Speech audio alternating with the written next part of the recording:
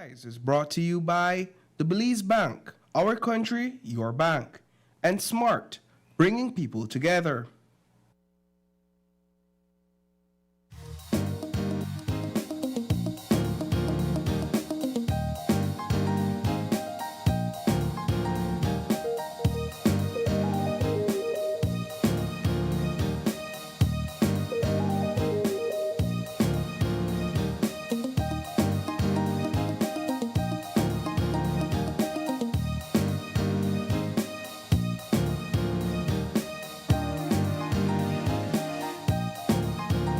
Live from the GBM studios in Belize City, it's Open Your Eyes. Start your morning right with your hosts, Sabrina Daly and Isani Caetano.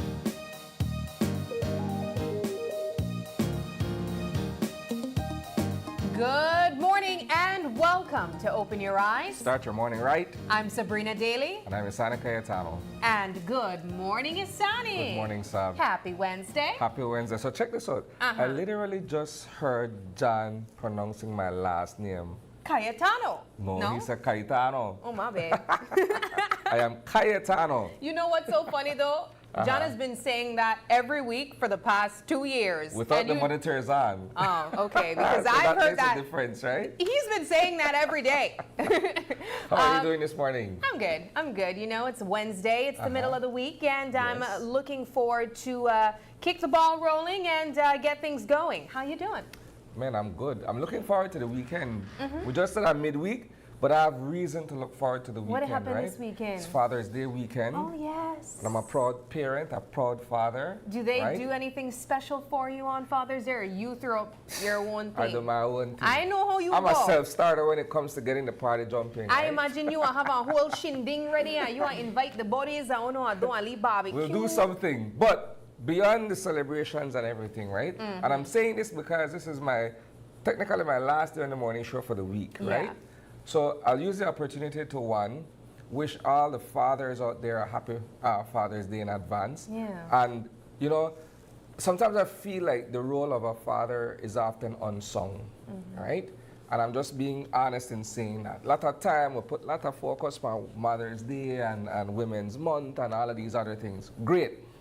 But there are men like myself out there who are really doing the do. In other Yeah. words, we're going the extra mile and making sure things happen at home in terms of our relationships and our situation, and of course, parenting. Yeah. Because parenting makes us great dads, right? So Absolutely. not just fathering the child, you have to be present and make sure things happen the right way. I'll leave it at that. You know what? I'm so glad that you said that, Isani, Yeah. and I'll be sure to put that reminder out there for the rest of the week. I know, as you mentioned, this is your last day of the week with us on air in the morning, but we'll definitely keep reminding the dads how much they mean to us. And you know what? Aside from this weekend being the celebration of dads, I know the month of June is also Men's Mental Health Awareness Yes. as well. We'll have a conversation Absolutely. about that a little later on. And that's yeah. why I mentioned that. Let me go over here and Sure. tell you guys what we have in store for you in terms of conversations. Now, we're going to start things off with understanding cyberbullying laws in Belize. Now, a lot of us have been following the news. We know that many people tend to use the Cyberbullying Act for their benefit. And so we'll be asking a well-known attorney some important questions regarding the Cyberbullying Act. And then, as we mentioned, the month of June is also Men's Mental Health Awareness Month. And so we'll also have a conversation breaking the silence on men's mental health. And then inside the Nime Impact Lab Incubator. And so this one's for women entrepreneurs as well. And then we're going to wind things down with some sangria from Sangria Mia. They're going to be joining us, highlighting some new flavors and fun with their business. I'll send things over to Isani now. All right, thanks, Sab. So another reason why I'm proud is because Greater Belize Media, GBM, parent company for News 5, we have 93 award nominations for the 2025-2026 CBU awards that are upcoming. That's the first one, so we're going to talk about that. Secondly, a Belizean deported from the United States led a hunger strike, right? So we're also going to be talking about that. That's an interesting conversation for us to have. And of course, If you remember the old Hallover Bridge, because everybody now familiar with the new one we have to cross every day. If you remember the old Hallover Bridge, that is now out in the Cayo district, and it's connecting 6 communities in that particular part of the country. All right, and of course, we're still talking about crime and violence, the murder of the 17-year-old the murder of the 17-year-old Sadie Vernon student continues to raise concerns about how classrooms in terms of students deal with grief, right? And lastly, did the state of emergency really work? That's a conversation we're also going to have. Take it away, Sab. Alrighty, Sonny. Thank you so much for that. And I also have to say I'm feeling proud as well about that recent acknowledgement that we made yesterday about GBM's nominations for the Caribbean Broadcasting Union.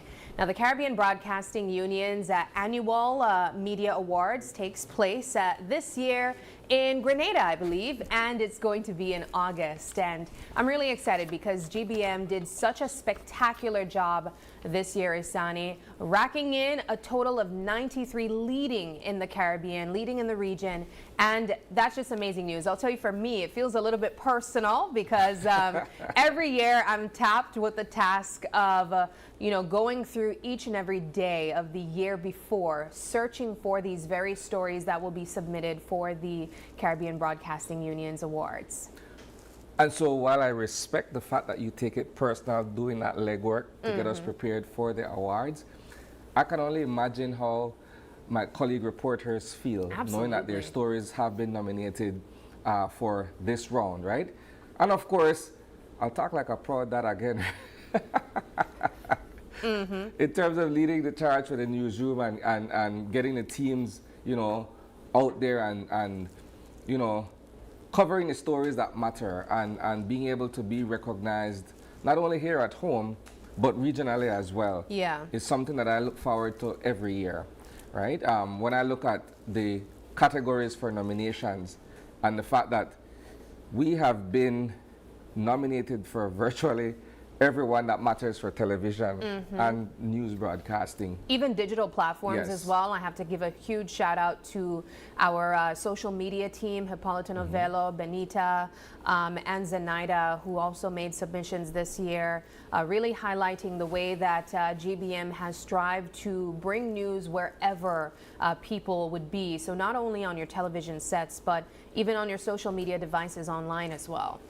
I also want to give a huge shout out to all the other media houses. I know that there are also other submissions here in Belize, but in terms of GBM, we were able to really top the entire list in regards to other media houses in the Caribbean as well. I believe the one that came behind us was RJR Gleaner. They usually lead in terms of the number of nominations, in terms of the number of nominations annually. But they have a this huge year, media host yeah, too. considerably huge when you compare our newsroom to theirs, all right? But this is what I said yesterday. Being nominated is one thing. Winning is another. Winning is another, right? And the joke that I ran, I think it was with Hippolyta, I said, have you ever heard of, Oscar-nominated actor or Grammy-nominated artist, Yeah. but they've never won an award, right? So the nomination part is great. I worry about bring home the goods. Yeah, well, That's where it counts, right? I don't know.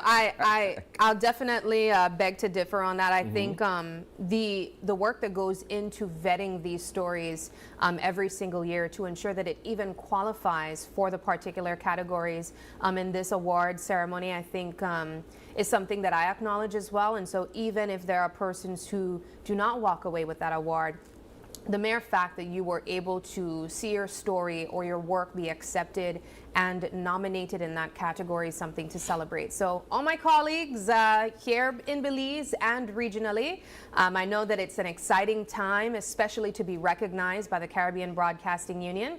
But come August, we want to win. And so we'll see how that goes.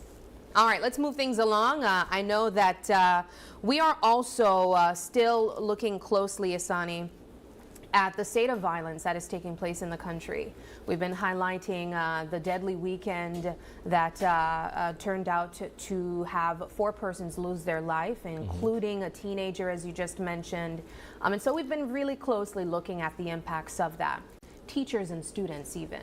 Well, that's our conversation that we're having here, right? In terms of the classrooms feeling the impact. And when we say classrooms, we're talking about students, male and female, in this co-ed setting, this particular story. We're also talking about the teachers and the principal and the staff of Sadie Vernon, right? Yeah. But it's not only Sadie Vernon. Crime and violence have affected classrooms across this country. This one is amplified simply because the principal of the school acknowledged that this was an at-risk youth. Yeah. And the fact that Sadie Vernon really tried with him, right? And it is unfortunate that his life was taken in the manner in which it was. I mean, no 17-year-old should be losing their lives to gun violence, right? But it was the start of exam week for him. And that was completely taken away from him, right? Now, there's an interesting thing that was highlighted in the subsequent story to our Monday report, where we were looking at the geography as well as the landscape of Belize City where gangs are concerned. Yeah. Right? And so it is not lost on us that many of the high schools on the south side of Belize City are in certain areas that would be considered hotspots, right? So if you look at Sadie Vernon, there are 2 feuding groups that operate within the Lake Independence area. That's where Sadie Vernon is situated. If you look at Port Loyola and Excelsior, same thing. Yeah. If you look at Gwen Lizarraga in the Antelope Street area, same thing, and I could go on, right? And so you are a student going to school. You have to leave your home in the morning and in many cases either walk or ride to school or catch a dollar van or whatever it is you do. But simply to traverse from where you live to where you go to school, you have to interact or pass some of these neighborhoods where you're faced directly with gangs and criminal elements, right? Yeah. So I'm not sitting here saying that this was gang related or not. I cannot say that. The police have said that they're looking into an issue regarding a bicycle, right? What I'm saying is bad enough that you have to navigate through these dangerous communities and what have you, then you have to focus on school, right? And I don't know what the socioeconomic situations may be at home, because look at it. Part of the reality is a lot of these young men and women who come from these impoverished communities don't really enjoy a proper breakfast or a proper lunch or a solid dinner in the evening. They really don't, Yeah. right? So you have to factor that in. The fact that perhaps they're in a single parent environment at home where the mother has several other kids to feed and all of that. So you have to look at all of these situations. You didn't even left home yet, right? Then you have to navigate through the streets of Belize City to get that school, right? So these are some of the challenges. And when you have the loss of life, everybody in the classroom feel it. When you look at that shrine that was placed on Eric's desk. That should never be normalized. Right? But the most profound thing that the principal said was, well, we got to move on. Yeah. It's a day-to-day process, right?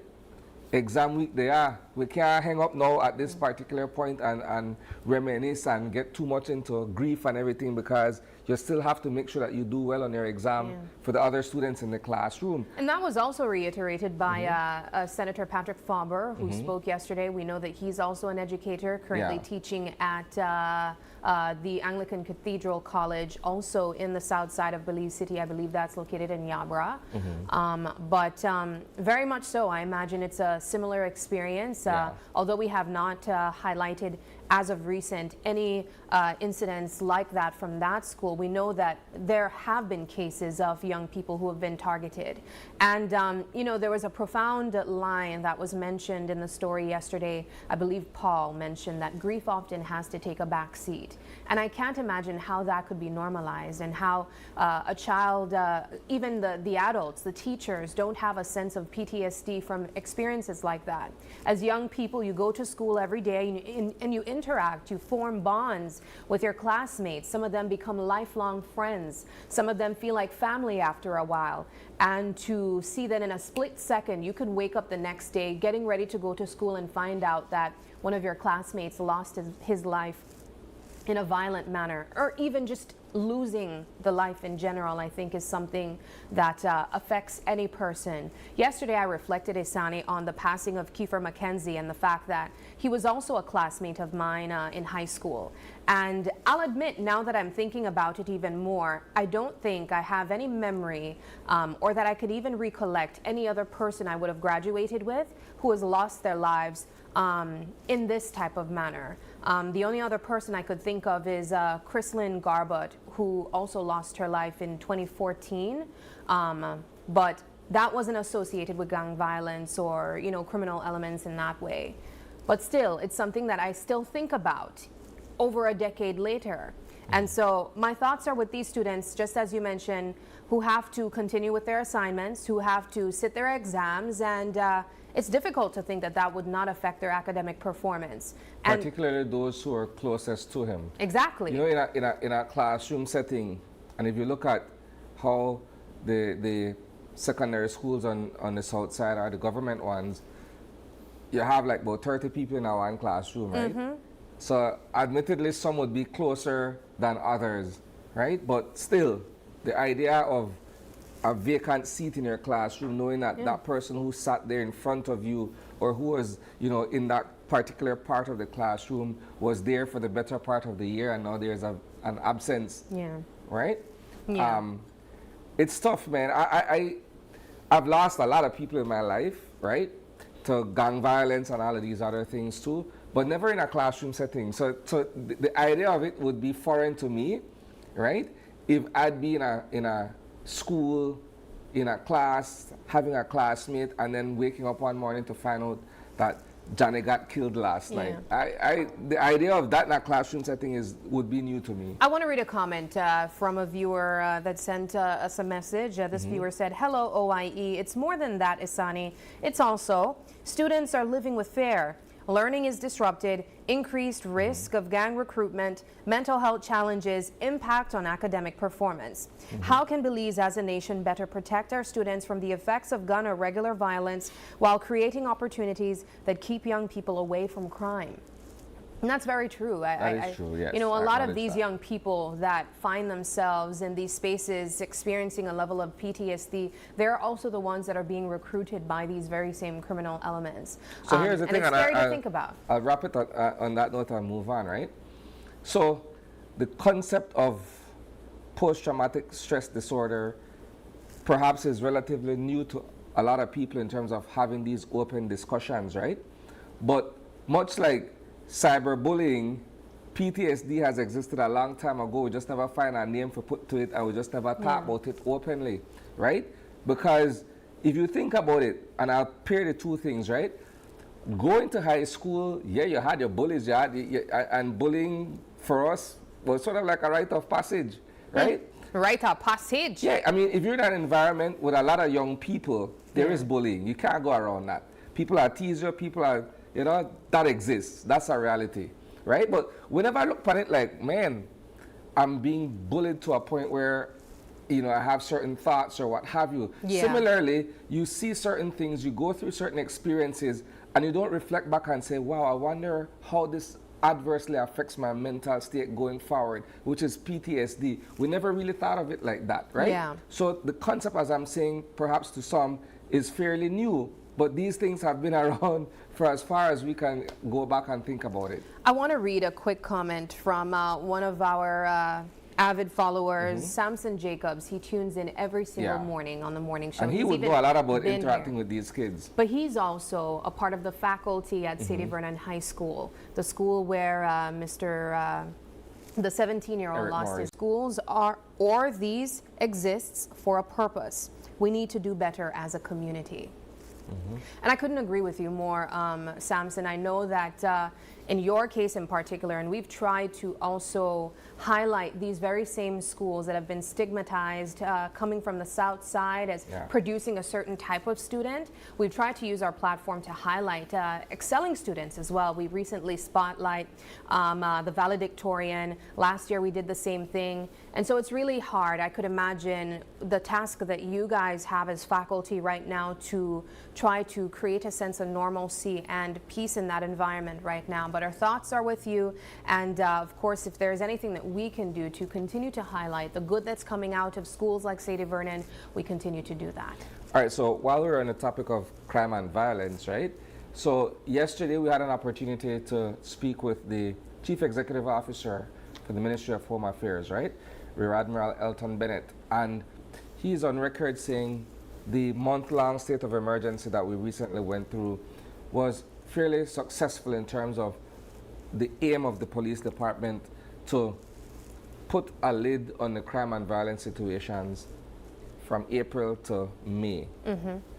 But here's the irony of it for me, right? SOEs work in some instances, perhaps not in all. But the moment people feel as if though we're just out of one, there's a spike in the number of crime and violence. Yeah. Right? And I will separate the incident in Keycarker, which is isolated from what took place in Belize City over this past weekend. And I could say that 3 of those 4 murders over the weekend may have been gang related, right? When you look at what took place with Kiefer Mackenzie on Saturday morning here in Belize City, perhaps those were gang-related scenarios that played out in the manner in which they did Saturday morning. When you look at what took place Saturday night, right?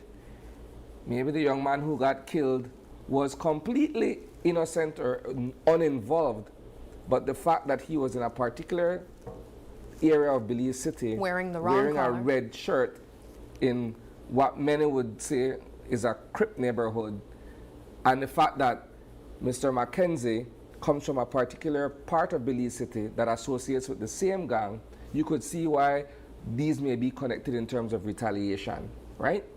And like I said earlier, I don't know exactly what the circumstances were other than the police saying that it's over a bike for Mr. Morris, but the area in which he lives could also lead to that, right?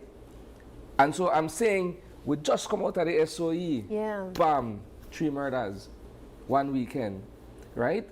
And so while we could acknowledge the efforts of the police department and the government at large, it just doesn't feel as if though we're really safe. And in this case, these are all young men, Yeah. right? So imagine that. You're a young man and you feel endangered.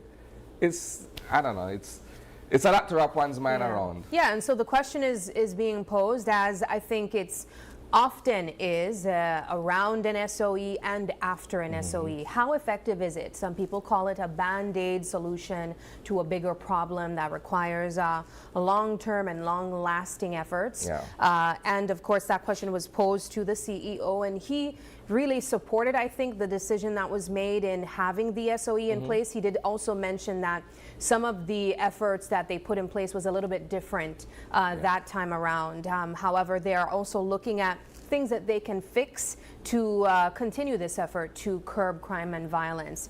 But I also have a similar sentiment, Isani, and I think this time around, for me, the one that really struck me the most was the one with the man who was in a community wearing red, in a blue community.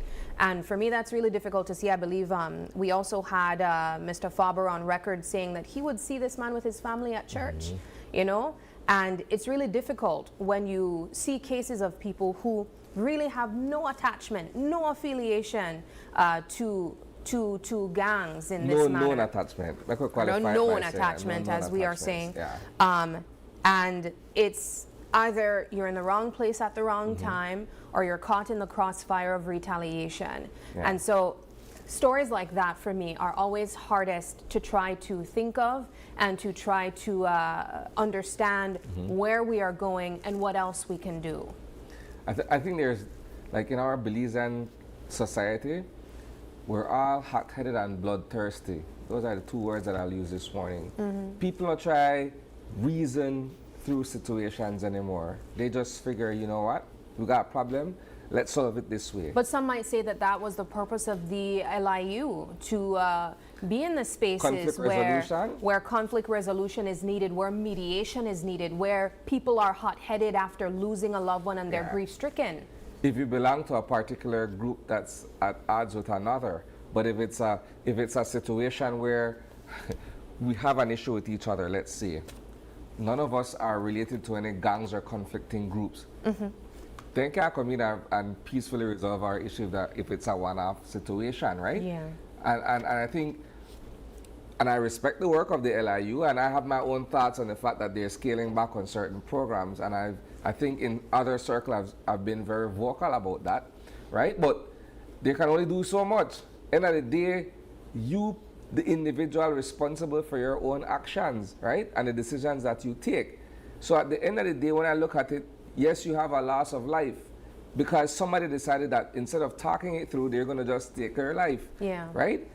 And in some cases, you, the individual who may have been the victim, in hindsight, will reflect on certain things and say, but maybe that person could have just walk away too, right? And it's just a cycle. It's just a cycle. I'll move on now, though.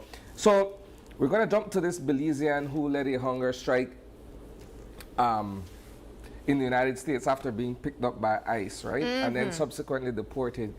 Though, I don't know, this is a wide, very, very, very wide analogy or thought that comes to mind. Man, when I think about meaningful hunger strikes, I think about Mother Teresa. Not someone who was in the United States illegally. I'm just saying, I have to put that there. Not crucify me. I'm just thinking hunger strike. I think Mother Teresa. I think I think about Gandhi.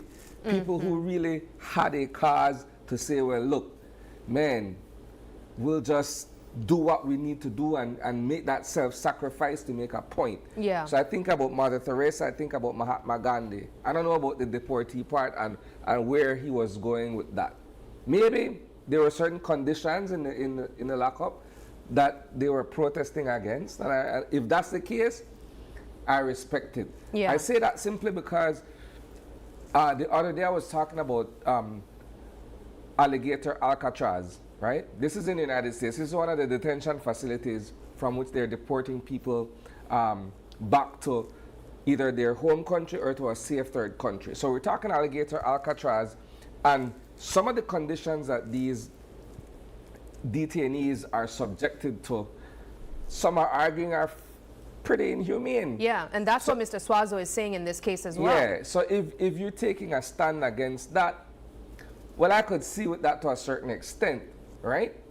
But on the other hand, I mean, if you overstay your time or if you do some kind of crime or offense over there and then they put you in this lockup with a view to send you back home, then the hunger strike thing, I don't know. Yeah, I'm well, kinda it's not up in the air about with that one. it's not about the fact that I don't think that it's about the fact that he was detained, especially if he knows that he overstayed his time.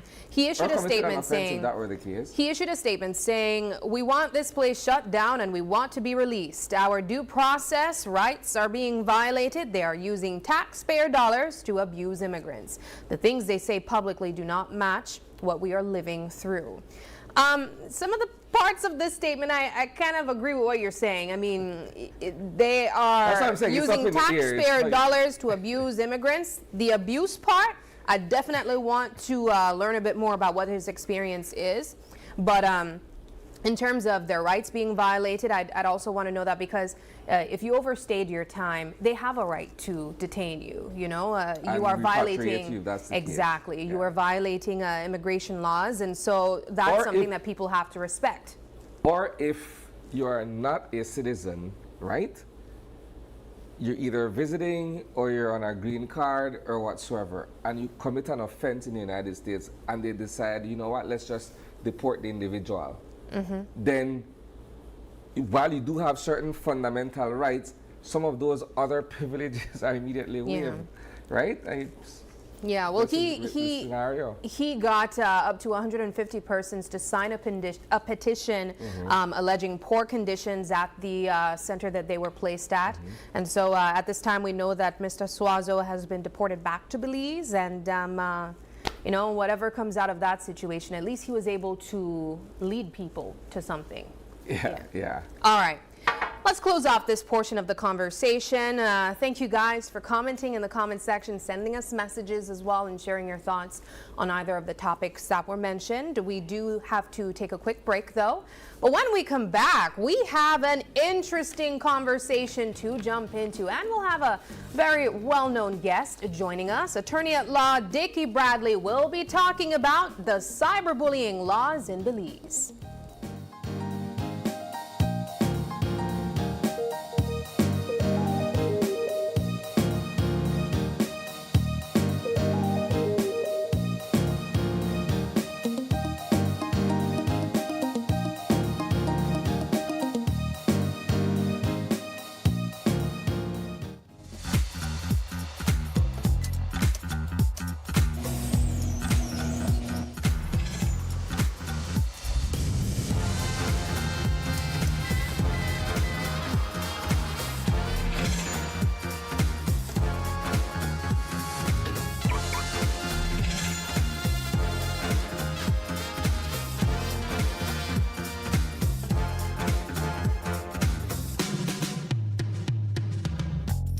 Introducing BB Insurance, built for Belize. Your security, our priority. When your baby feels comfortable, you feel confident. Because every little moment deserves protection you can trust. Kushkin's diapers are designed with ultra-absorbent layers that lock in leaks while staying soft, dry, and gentle on delicate skin. So your baby can play freely, and you can enjoy every smile without worry. Kushkin's diapers, comfort they feel, protection you trust. Kushkin's diapers and wipes are available countrywide at a supermarket near you. The biggest football event in the world is finally here, and Smart is giving you the chance to play and win. Before every match starts, predict who will win. The more predictions you make, the more chances you have to win. Get 1 point towards your total when you guess the winning team. Predict the exact score and earn up to 4 points. The top scorer at the conclusion of the World Cup wins the grand prize of $2,500 in cash. That's not all. Players get a chance to win weekly prizes. Plus, our quarter-final winner gets a watch party package. Play directly in the Smart app for just 50 cents per entry. Prediction starts June 1st to July 18, 2026. Don't just watch the World Cup. Play along and win with Smart. Smart, bringing people together.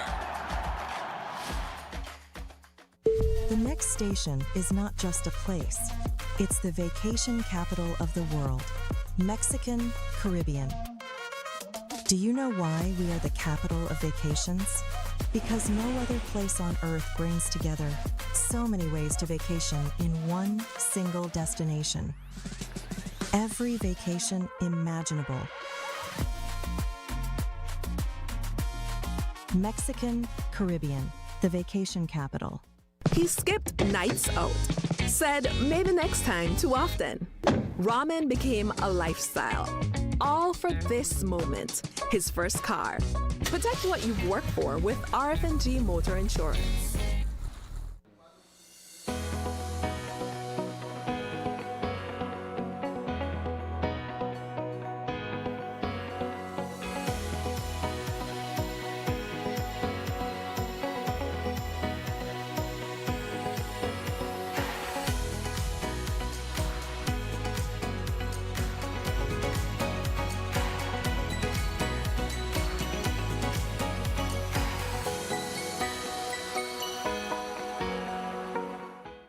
Running a business means every dollar counts. As a business owner, you face different challenges every day. You need cash flow on hand as soon as you can. With Belize Bank's same-day settlement, transactions settled by 4 p.m. are credited the very same night. The same-day settlement will definitely make a difference for my business because I know I have money in the bank so I can pay my suppliers, my staff, etc. Faster access to your funds, better cash flow, greater control. And with auto settlement, it's done for you every day. Same-day settlement from Belize Bank. Our country, your bank.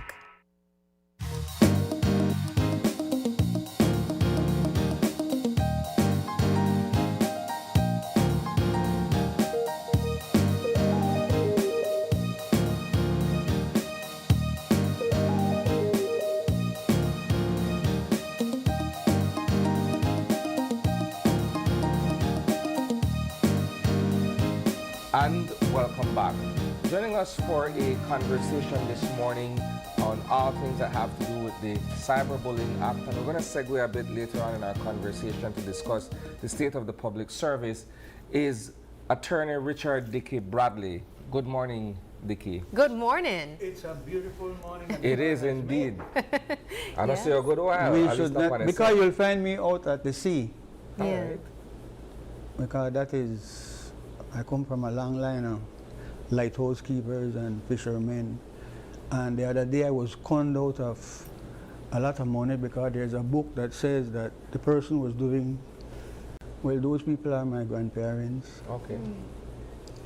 So yes, it's a beautiful day that the Lord has made, and it's even better if you're not being cyber bullied. Yes. If you're not the victim of cybercrime, which has emerged suddenly on the news.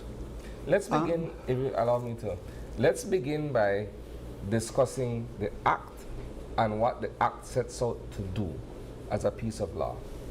Okay, well, because of the brainwashing I received when I was going to the University of the West Indies, when you say act, you actually mean a legal term as distinct from a bill, which is a proposed law that is taken to the Parliament of the country. So an act means that the law has passed. And then once it is passed, it then goes on the bookshelf, and then it emerges from time to time depending on the usage. In this case, Belize passed a cybercrime law, a cybercrime act, which focuses entirely, specifically, on the issue that you can abuse the technology that is now available in this modern world, and you can send words and images via your electronic device, primarily the computer, to hack into Channel 5 nightly news before they get on the night. If you do nothing more, well, there'd have to be some portion of a law that says you can't hack into private information or public information. So there's a wide range of areas where persons can abuse the use of the technology in order to illegally or unlawfully extract information and perhaps share it. To the one which, of course, we're all concerned with is the one where you can interfere with people, where you can mess around with their reputation, where... Which is essentially cyberbullying, right? We use the word bullying because you're bullying somebody in a sense that you still harass them. I think the one which is more fearsome is where when buck-up day come, and it's you, well, and one partner sees the other partner with a new partner, they are so, they feel so betrayed or so annoyed or just vengeful and worthless. Most of 90% of it come from men. Men are very worthless when it comes to trying to hurt women. Women are more subtle in how they hurt men. But then they want to take the pictures and share it. But this is what I don't understand, right, Dickey? And perhaps we'll both I feel no way, I don't understand it neither. We'll probably chalk it up to being old school, right? We don't come from a generation where we take pictures of ourselves and share with nobody, right? That's a young people thing if you look at it now with the advent of digital technology and stuff like that, right? So I had to wrap my mind around this whole idea of young people primarily taking nudes of themselves and sharing it with their partners or whoever they're with. What makes you think that at some point in time that won't be used against you, right? So in this particular scenario, we're saying that armed with those videos or those images, the person takes to social media and posts you up. You never think that may happen ultimately? No, because, you know, like both of you sitting on the couch would agree that love is blind. Yeah. That when you're in love, this is why they talk about you fall in love, you actually get yourself in a trouble. So when you're in love and when you get to know somebody and you have your trust in them, you are not thinking at that time. You're blinded? I have had 3 or 4 situations last year alone where I was required to threaten a party, several parties in several different situations, where gay men are in fact cyberbullying their former partners.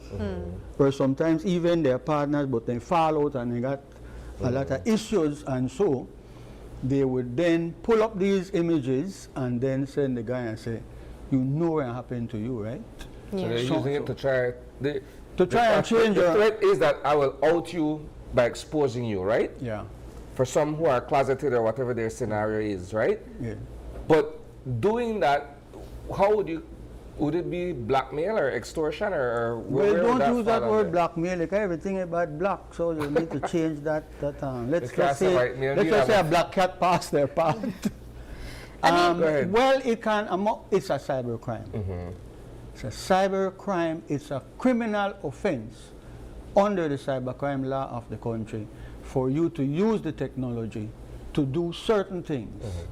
Now, the law is so, you know, in one respect it's so beautiful, in the other it's so a little, I don't know what word I would use to describe it. But when you start to get into what the law itself says, then you see how there are some hurdles that has to be surmounted for you to be involved in a cyber crime.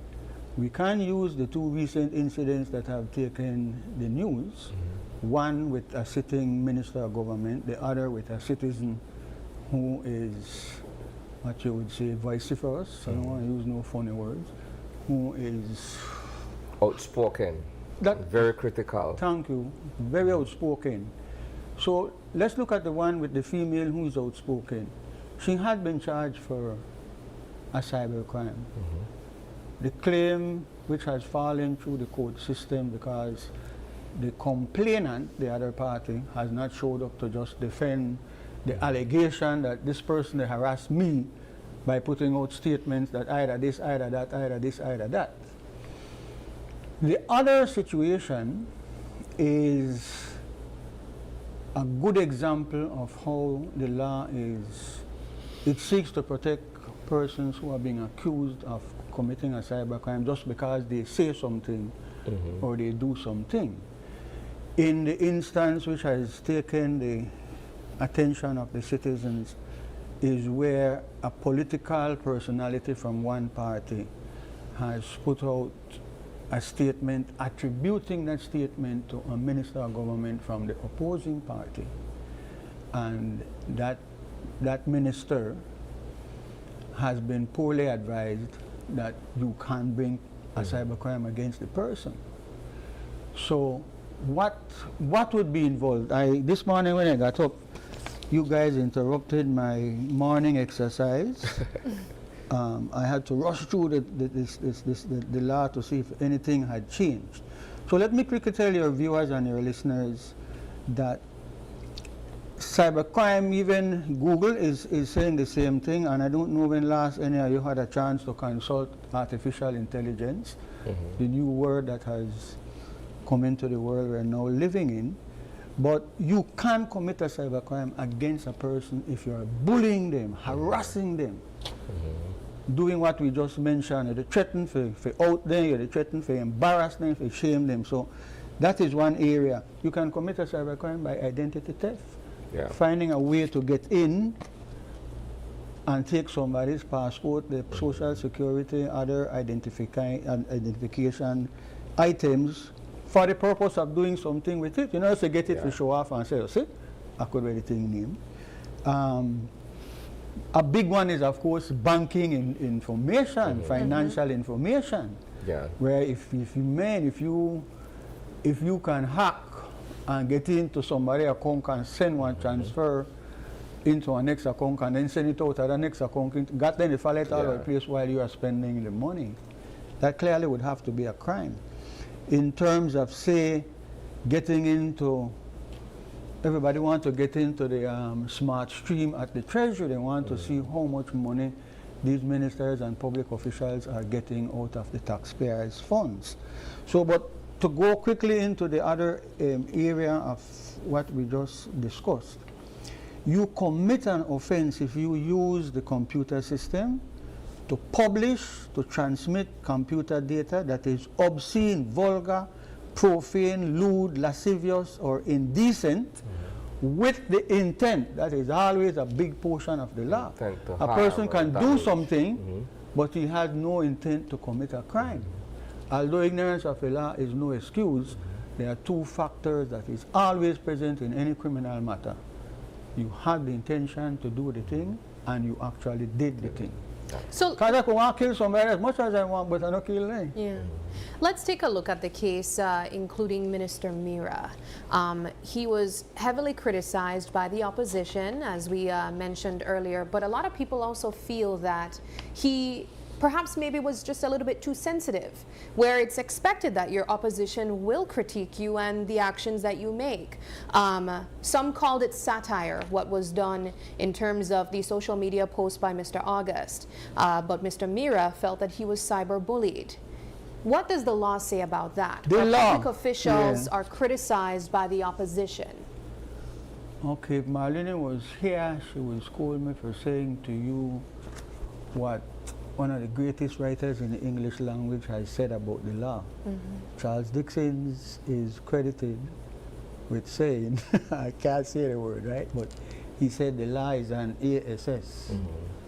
So always bear that in mind with the law. There's nothing sacred about the law. Moses didn't come down off the mountain with the law in his hand. He had specific laws, which we even question today. This is what the law says. You commit an offense if you transmit any computer data, but it has to be obscene, lewd, lascivious, indecent, profane, vulgar, with the intent to humiliate, harass, or cause substantial emotional distress. That is the intention for you to put out your satire, your parody, whatever it is. Also, if you cause the other person to be subjected to public ridicule, contempt, hatred, or embarrassment, or you repeatedly send to another person these type of messages. So what the law is saying, first of all, whatever it is you put out, it have to be indecent and lewd and naked pictures or sexual positions, whatever it is. It has to first cross that hurdle. The second hurdle is it has to be that you're doing it with the intent to do either this or that. Now, first of all, that post, if I can just go by your news, that one party in Cayo, there's some misguided person that said no call no name. I don't know, it's before your time, no? That was famously you. No call no name, Carla. Go ahead. Oh, This is the post on screen. Oh, you're cyberbullying the people there. You have their actual images, but you don't have the intent to do anything. So you will see that what one person is doing is he published on this media matter, he published that the minister has said the following. From a previous interview that was done. So the minister did not say those things. The minister said not nothing. Not relative to this particular Thank you. case. Not specifically to that. The minister made no statement about the unfortunate killing of a beloved doctor. He didn't say anything. he made that statement months ago about 2 black persons who were engaged in some criminal activity, serious criminal activity, but not from Belmar Park. and he made the statement. So they are taking that same statement And applying and it. putting it to up this. like if he, like, you know, so, but that does not meet the beginning threshold of what the law is saying. And you have used the words that the person who is making the allegation, the minister who is making the allegation that I have been cyberbullied, he will look bad if he goes to court. Or he needs to take some quick advice from his political constituents committee, and he can tell the nation, I have no time for waste with any kind of nonsense there. I have bigger fish to fry right now. Especially I need to go through the vegetables and the meats and so on. So I don't have time for that. And he'll get himself out of embarrassment because you go to court and lose, that is forever on your record. Yeah? So that is a classic example of how we cannot allow our sensitivity to allow us to grab onto the law and have a cyberbullying. I'll say this quickly, Dickie. We're at a time and an era where politicians are super thin-skinned, man. I remember back in the days when you offer yourself politics. I was cajoled to go into You have to grow a thick enough skin like a hippopotamus or an elephant where you could take the criticism and the abuse. And I'm not saying it's right or wrong. I'm simply saying that in many instances that part for the course, not part of politics. It comes right? with the territory. Exactly. It comes with the territory. So in now, fact, it not only apply to just politicians, because apparently the people who voluntarily, which was not the same situation in my case, but the people who voluntarily go into politics, they have rhinoceros skin. How are they say? Especially if they go in with the intention to try and enrich themselves and so on and so forth. But it's not only politicians. I mean, you all as journalists, the people who have to gather the news, even the people who read the news, and they say, where do so she and say, where she and say and things like that for because so on. So next thing you know, they want to text you and tell you things about yourself. We're not going to, we're not going to. Reader, the ABC. Or you find out on Facebook that they say all kind of thing about you. Any public official, really. Yeah, that's a better word. Faces the possibility of being ridiculed, and I'm glad we were able to look at that particular situation involving Mr. Mira and also clarify the terms that would equate to someone being cyberbullied, because I think after seeing what happened to Mr. August, perhaps there are many other ministers who might want to take a page from the notebook of Mr. Mira and use that, especially during the municipal elections where a lot of other people will be ridiculed and targeted, and just in general around the season of politics. Well, with the political world, it cuts both ways, because you say about me, I say about you. And that's then your private business starts starts to come out, your political business. No make them find one picture where you're naked, half naked, or the PP in some corner or anything, because that will be flashed out. So it does cut both ways. Yes. It's just that the person in public life has more to lose than an ordinary citizen. But remember, the images, they have to be decent and so on and so on. And then the second thing is with the intent to do what? To embarrass that person, to hold him up to public ridicule, to make him look fool, to make him. And most of them are fools, so you're not really breaking any rule. I want to go to another scenario, another one that recently played out in the lower courts as well, right? Where you have an officer who was critical of the former commissioner of police, right? And the officer took to social media and said certain things. The former commissioner felt, either that he was being bullied or he was being disrespected openly by his subordinate, and decided, okay, well, I want to use this piece of law and carry the court against that. And the court ended up ruling in the favor of the person who was on social media being critical of his former boss, so to speak. Who's also the commissioner of police. Yeah. So if I had criticized you based on the job you do or the lack of doing. Yeah.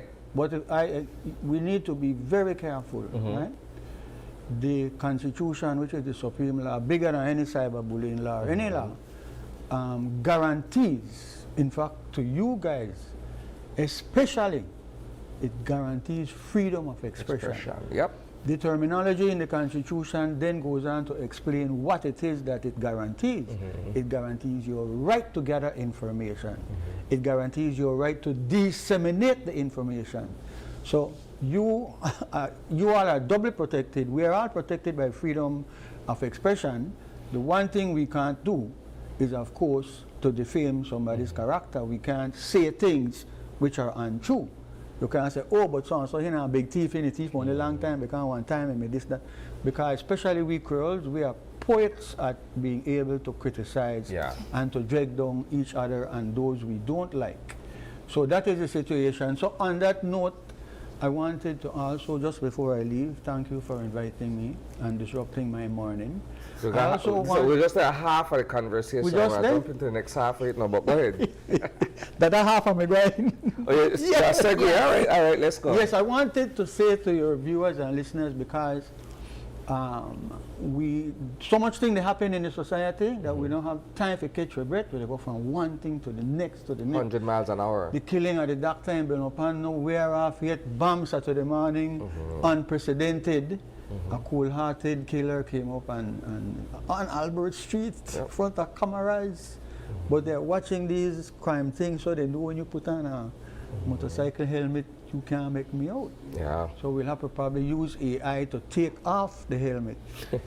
But on a serious note, there has been ever so often recently that, oh, immigration and thief money again, immigration.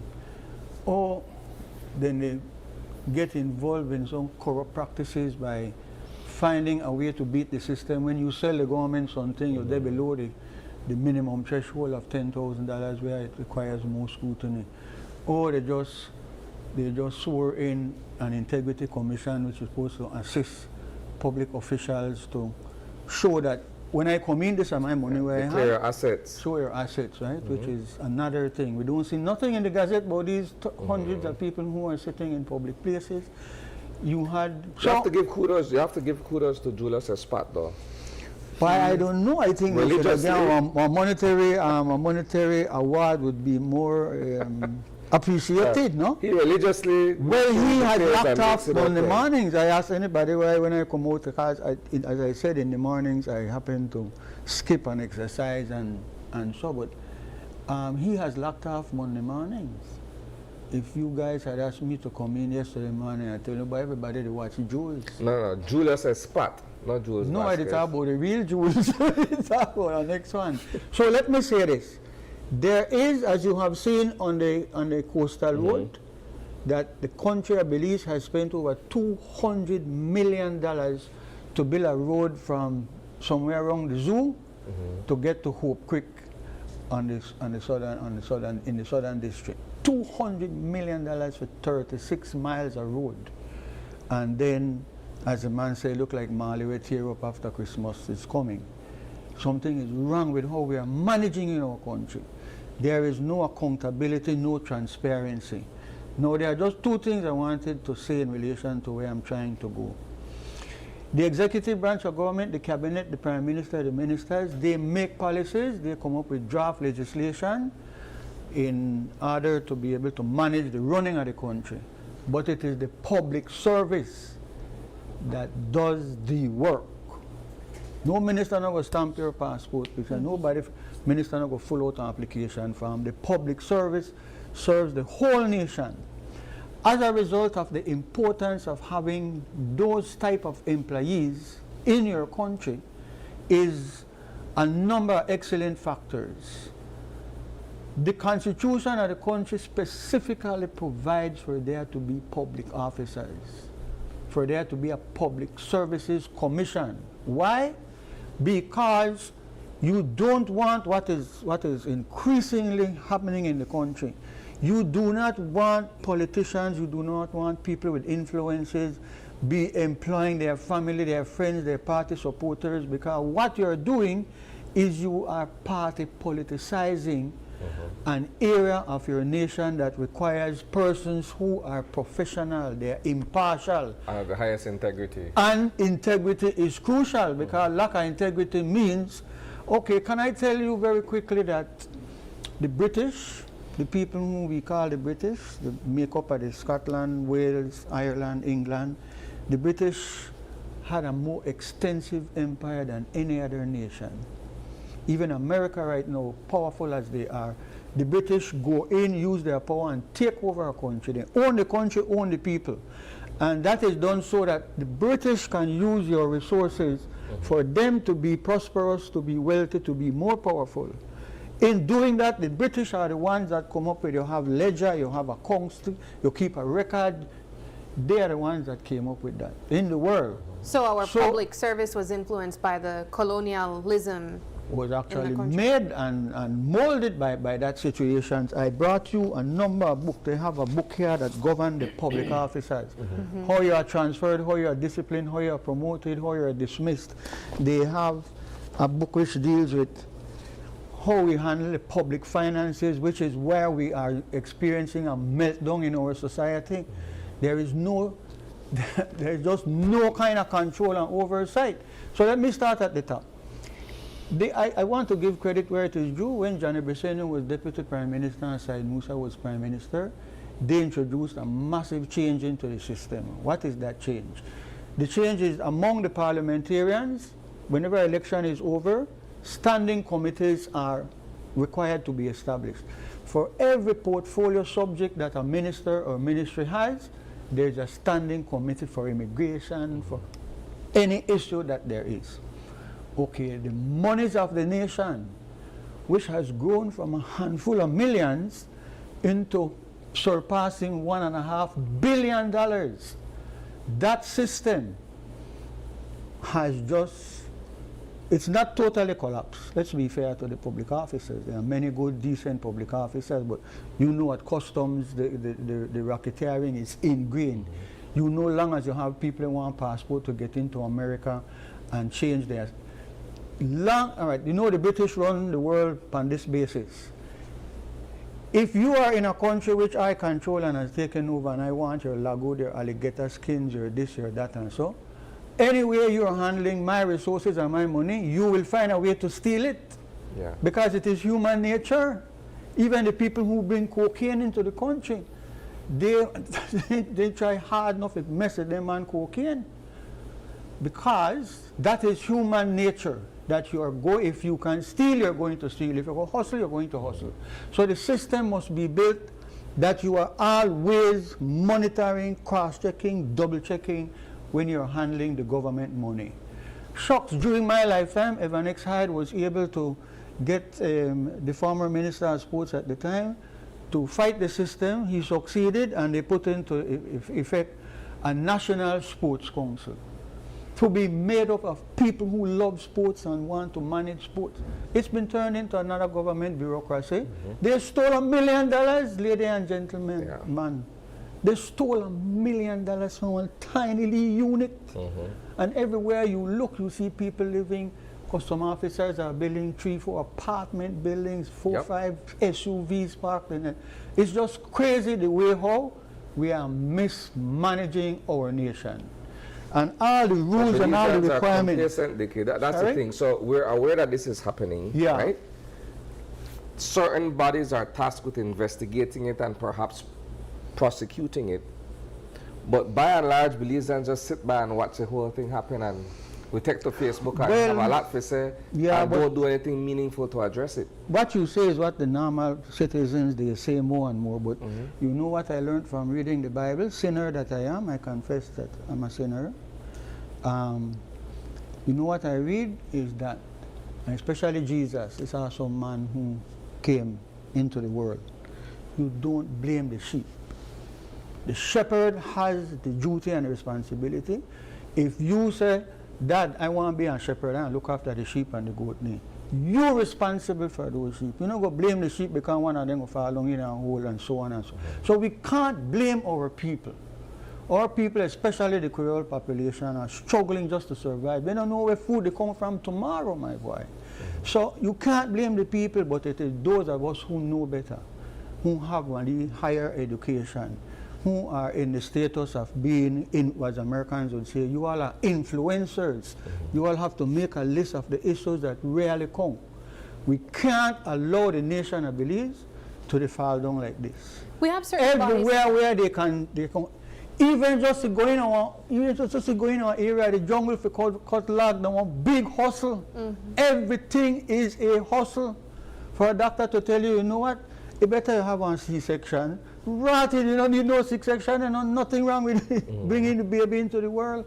Everything is a hustle. You see where the opposition is talking about NHI, that's going to be a massive headache for any government, because how do you stop persons from saying you need to, and you go and get a prescription, you go on, it's like, we need to just, we need to pause and then do reset and start all over. Because you all are so young and I'm a little older than both of you, I want to tell you that when Belize was trying to get its independence, we couldn't get it.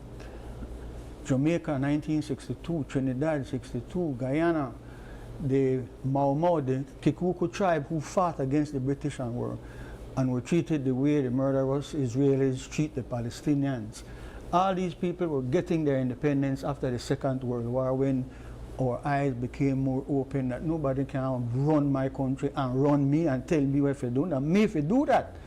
We couldn't, because Guatemala said they'll come and take the country the minute we get independence. So it delayed our independence.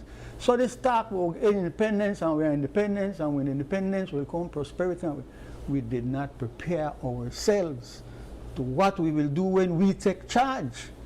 And so everywhere you look in our country, the citizens take the view that you're saying to me. Yeah. They look and say that, but this is a normal thing, this is already go on. The minister then hustle, what else is new? No man will wreck up a country. Yeah. I wanted to ask you about the different unions, though, that have stepped forward and tried to speak out against some of the very things that you highlighted. For example, the Public Service Union. How effective do you think their stance has been against some of the very crimes that, or issues of corruption? Well, you were paying respects. Let us give respect where it is due. Dean Flowers, he has to be a modern-day hero. I have said to him privately, I've said to when he invited me to speak to them, and I've said to the other unions. And I'm glad you brought that up now, because I want to tell you what I told the Indians just last week. They need to increase their membership. Not the wrong place where you puff up your chest and then when you look behind you only got a handful of people. Unions get their power from their members, from their numbers, so we have to start there. And then I've also said to them, which I will say publicly today, don't be satisfied because, oh, you're the president, you're one of the executives in one of the unions. What about all these workers out here who are working in the shops, who are working in the different places, at the hotels and so on? You know what is going on in the private sector? As soon as you jump 9 years, they put you off, because after 10 years, they think they will have to pay you some money when you are terminated. Look at a matter that just happened, which the unions probably don't even think it's a union issue. The government arbitrarily, for want of a better term, fired 500 and odd persons who left on some bobby. In the good old days, we like Bernard, I said I'm a bobby. It's a breast that they get milk. 500 and odd people just sent one. In fact, they weren't even told. Many of them don't find out on Facebook. You're referring to the LIU? Yes, I am. How could you do that? No.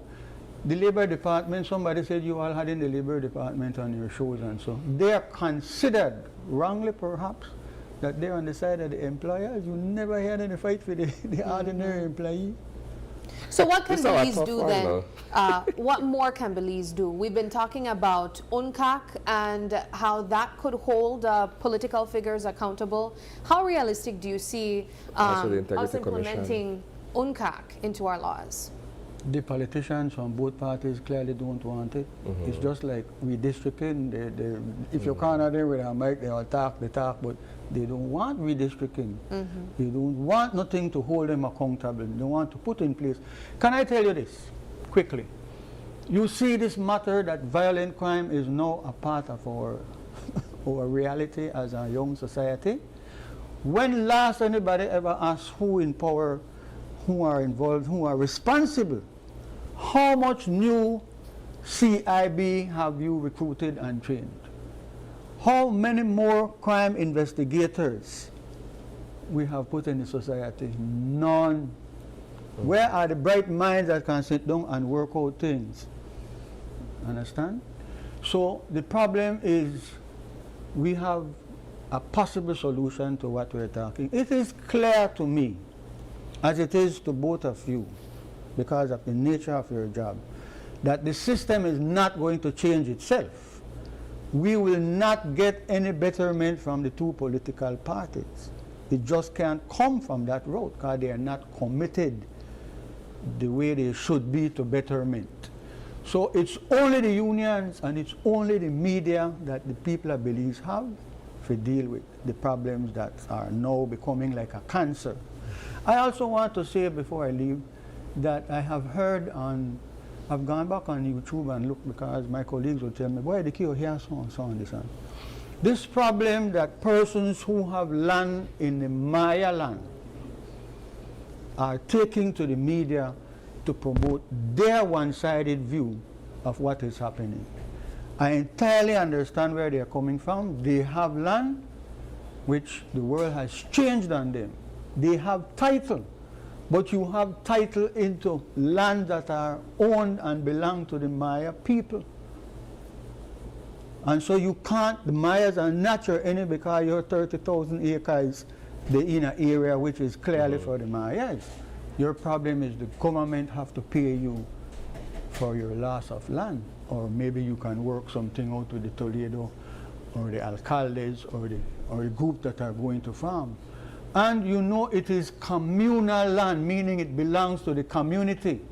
There are some Mayas who are fighting. They don't want communal land, they want a land paper. They want a land paper. Yes. So there are issues which we can't, thanks. There are issues which we are not properly allowing for the two sides to come forward so that our people can be better informed. We can, let me tell you something. We can do better than Belize. We can. You know, means we will do it, but we can't have a country where our people can live more safe and enjoy a level of prosperity. It is unfair. Your last name is Daly? Yes. Okay, I know a man from the United States of America who has built a beautiful home in Fresh Pond. He's Louis Daly. It can't be that this is how we want to live, that you go join the police department and your salary can't make you maintain your family. Nurses, teachers, police officers, all these persons, then they're on minimum salary, you know. It might not be the $5 an hour, but the money where they work for can't maintain them, especially now with what has happened with inflation in the world. So we can, man, we have the ability, human beings anywhere have the ability to better their conditions. So the public service, as the public service goes, so goes the country. Mr. Bradley, we are completely out of time, but we want to thank you kindly for taking the time to join us, speaking on various matters, starting off with the Cyberbullying Act. Hopefully that answered some of the questions that our viewers have expressed, and even speaking on other issues related to the country and the state of this country. We wish all the work that you're doing, we wish you all the best, and hopefully we can have you back very soon. Well, I go back to my exercise machine. All right, we'll give you an opportunity to go back and finish up your exercise. But we'll take a quick break now, and when we come back, we'll be jumping into another very important conversation. The month of June is Men's Mental Health Awareness.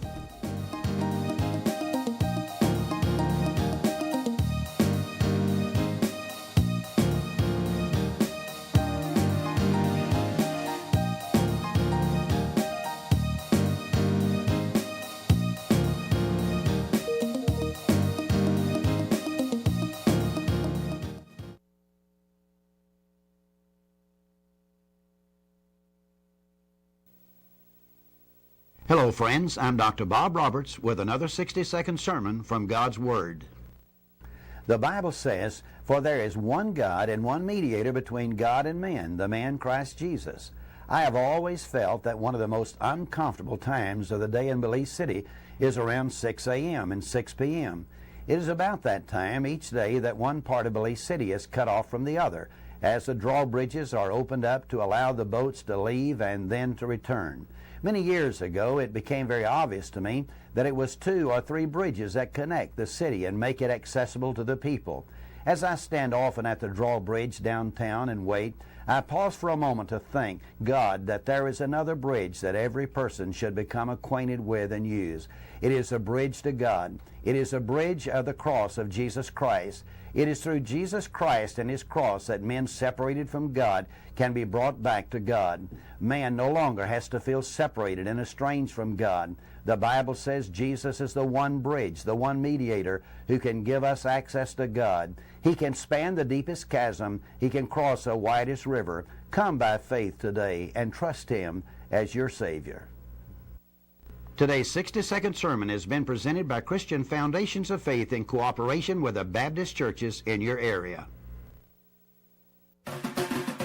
Celebrate with us at Pelican Beach Resort's Paranda Friday event, held at the end of every month from 7 p.m. to 10 p.m. Immerse yourself in the rich Garifuna culture with vibrant, soulful rhythms and live entertainment by our very own talented local artists. This June 19th, we present to you our all-white Paranda Friday from 7 p.m. to 10 p.m. The legendary Martinez Brothers reunite on stage after a long time in years, bringing their unmatched talent and energy to an unforgettable night of Paranda music. Reserve a cocktail table for 4 and automatically enter our raffle for a night stay for 2 at our Dan Grigo property. Each cocktail table comes with a free rum flight to kick off the evening in style.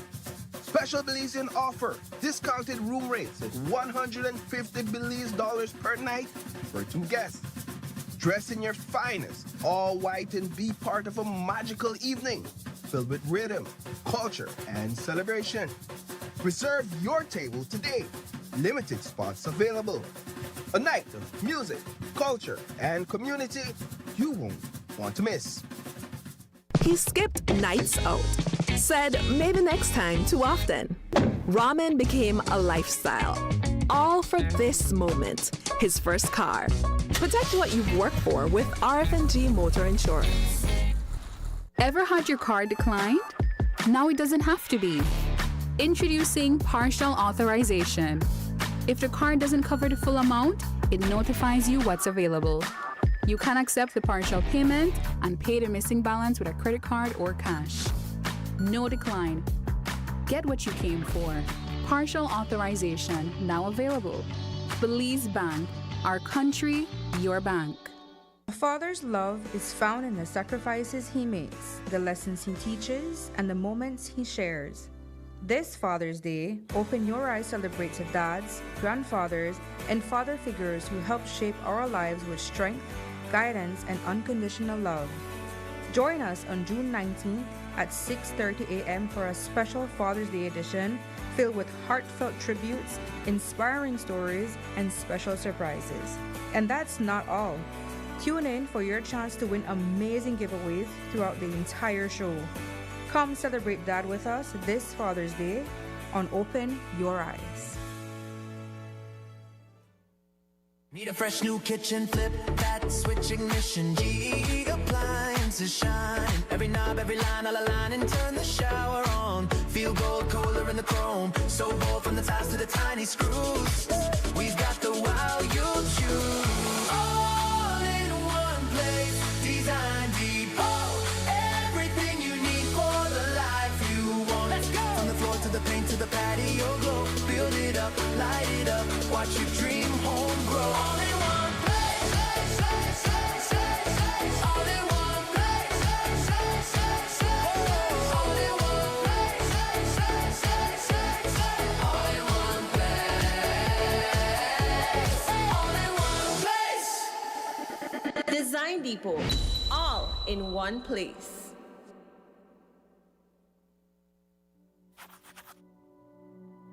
Belizean law protects children under 18. Marriage and adult romantic relationships with children are not allowed. The age of consent is 16. but children under 18 are not allowed to enter common law unions. Parents and guardians are legally responsible for their children until age 18, not their partners. These laws exist to keep children safe. Protection is everyone's responsibility.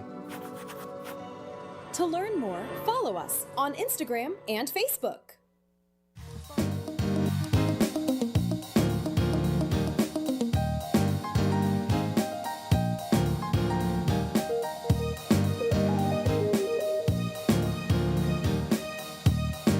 Welcome back. We are moving into our second conversation, and as I mentioned before the break, the month of June is also Men's Mental Health Awareness Month. And so perhaps throughout this month we'll be having different conversations surrounding the challenges and the need to highlight more of men's mental health. This morning we are joined by Onando St. Bernard. He's a counseling coordinator representing the Ministry of Human Development. Hi. Good morning. Good morning. Good morning. And we also have here with us virtually, that is, Jeremy Abel Vargas. He's a clinical psychologist. Good morning, Mr. Vargas. Alrighty, let's jump into it. Onando, a pleasure having you here in person, and I want to just quickly highlight how important it is to us here on Open Your Eyes to continue having the conversation surrounding men's mental health. Absolutely. A couple of weeks ago with my other colleague, Paul, we also looked at the very same topic. But giving a broader look at men's mental health here in Belize, in the profession that you stand, I can't hear you guys. I can only attention to men's mental health, at least culturally here in Belize? No, we're not focusing enough on men's mental health. It's a discussion that we have to have more of, and we have to tackle it from many different angles, because in the developmental stages of men, right? Men will be experiencing different stressors at different points in their lives, and so it's important that we're having the discussion, we're looking at policy, we're looking at culture, cultural norms, the toxic cultural norms and things like that, that leads men to shy away from mental health. So we have to look at it from multiple aspects, multiple levels. We need to talk more about it. To ensure that we are looking after men who are also vulnerable as well, right? Looking after men, for me, starts at looking after boys Absolutely. as well. Yeah. Having that conversation, creating safe spaces where boys can feel comfortable and safe enough to share their feelings, share their thoughts if they feel safe sharing that emotion. Yeah. Also, the question again, do you see young boys in your space and in your profession having that space and that freedom to express their feelings? Right, so you mentioned safety, right? There aren't many safe spaces for boys to share their feelings. And this goes back to the cultural norms, right? The stigma around seeking mental health and expressing your emotions and your feelings. The culture basically says for a lot of men that you can't do that. You shouldn't do that, because if you do that, you're seen as weak, right? And so then the work is to challenge that, is to tackle that, right? And you can start right at the schools. So at the schools, you want to ensure that primary schools, high schools, they have school counselors. The secondary level, you have a lot of school counselors, but the primary schools need school counselors as well. You also need programs such as social emotional learning. Social emotional learning helps to build emotional intelligence amongst the boys, right? So that they are self-aware, they have good self-management, they understand social cues, decision-making skills, relationship skills, things like that. Part of that too, because you're looking at that individual, and if you move outside of that individual to the people surrounding the individual, the boy, you then look at the parents, right?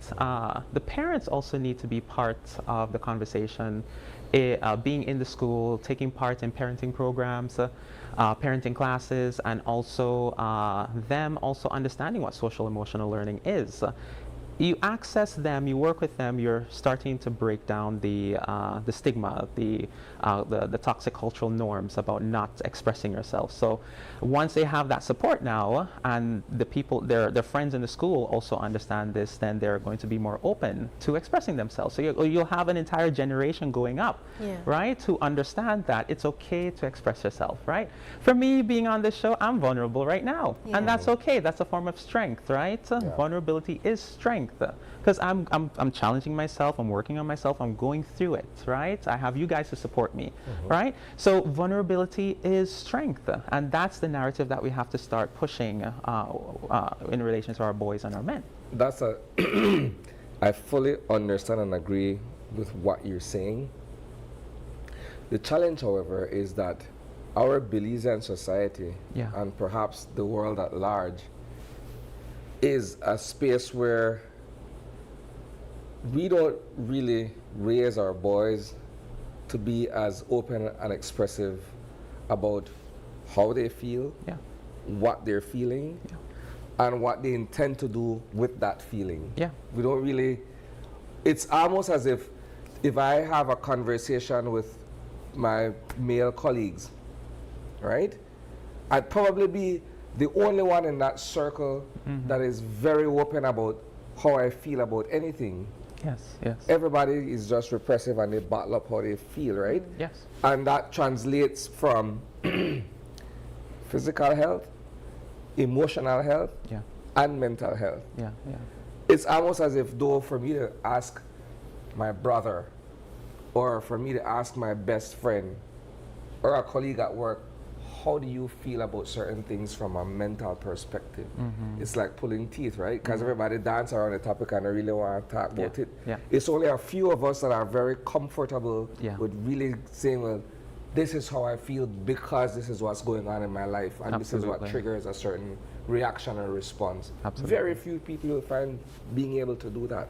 What's your take? So you are an ambassador. You can be an ambassador, right? So through peer mentorship programs, right? You get an individual, right, who is respected in the community, an athlete, a singer, somebody who's respected, and you give them the tools to now go into the male dominant spaces to have the conversations, to start challenging the norms and the stigma and things like that, right? So you would be an ambassador to do just that. You having the conversation, you standing your ground on seeing it from a different perspective, because there is going to be one or a few individuals in that group who are going to hear you out and going to listen to you, right? And then you could be now that bridge to then guide the individual to a therapist's office, right? Because the therapy can't just happen in the clinics or in the institutions. We have to go out into the communities to ensure that they feel safe with the person who's there, who will then bring them into therapy as necessary. Yeah, and when that person does find themselves at the clinics speaking to the psychologists, one person that they can find themselves speaking to is Mr. Vargas, who we also have joining us virtually at this time. Mr. Vargas, I just want to get a quick audio check to see if you can hear us. Yes, I can hear you guys. Good morning, everyone. Excellent. Thank you very much for that.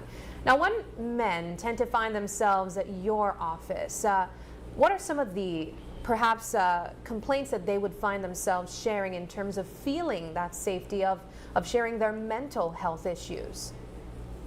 So I have to echo what Mr. Bernardo was talking about, that the case of vulnerability and making that a conversation, because as Belizean men, we were raised to not share our emotions. We were raised to be, for lack of a better term, have toxic independence. So then we handle and burden everything on our own, come up with our own solutions, and then enact those solutions on our own.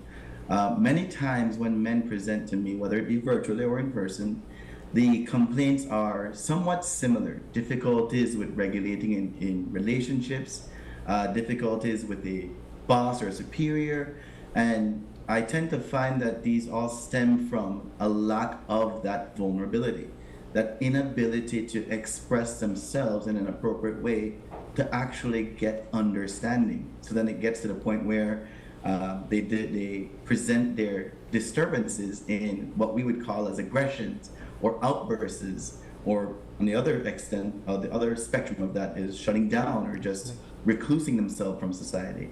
So many times it's about that dysregulated self and how to manage those emotions because it led to a blow up at work, or it led to a fight with their partner, or it is causing them to gamble their money away or drink their money under the table.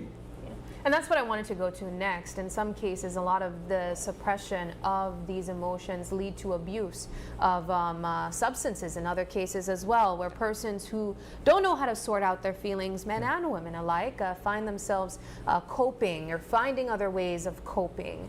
How connected is that, Mr. Vargas, abusing these other substances when it could really just be a root of not being able to sort out your emotions? So I think it's a two-pronged approach, where the first prong is that we've been socialized and normed to use substances. In any social interaction right now, alcohol is a present factor. It doesn't matter if it's for a quinceañera, if it's for graduation, if it's for a birthday. Right now, what's going on, and exactly. It's a staple. You have your food, you have your TV, music, and your alcohol. So it's become an accepted way of self-medicating socially. The other prong is that we weren't taught other coping mechanisms. The young men, well, the men of today were young boys 5-10 years ago, and their coping mechanisms at that time were either to abuse substances or self-destruct internally. So now that they are men, they use those coping mechanisms that work functionally for them because it helps them to deal with a difficult situation.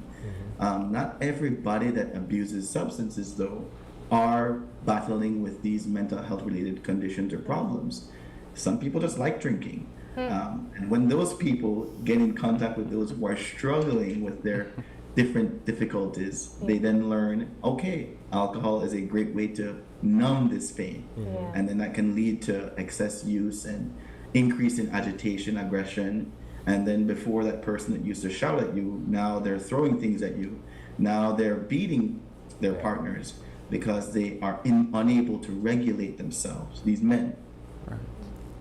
I see Asani chuckling beside me about the alcohol consumption comments. The reason I was chuckling is because Mr. Vargas is very right in saying that, look, when men socialize, we can't just sit down and talk, or we can't just sit down and watch a game and not either engage in drinking or smoking. Right. It has become such a normal part of our social very much interaction. integrated, yes. Yeah, right?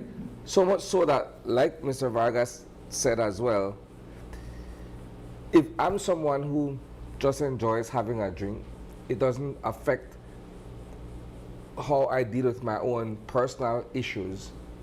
But you're someone who's dealing with a personal issue and don't know how to address it. And here I come and say, why you want to take a drink? You're self-medicating. Right. I'm just relaxing because that's what I do. And a lot of times there's that disconnect, right? Because in that conversation, I'm not asking you how you're feeling. Yes. I'm simply saying, by hola, we can knock a battle together. And another aspect to look at that is some individuals, they want to control their drinking, but they are not able to really socialize unless they're around people drinking, and if they're drinking, right? So then it turns into this isolation as well. And that's another way of not dealing with your mental health that manifests, right? This isolation, or also this going full force into work or gym or sports, right? This avoidant type of behavior as well can manifest if you're not looking after your mental health. You know, I always appreciate sitting down and having the opportunity to hear experiences from men of how they feel that they're not heard, how they feel that perhaps they're not able to express their emotions.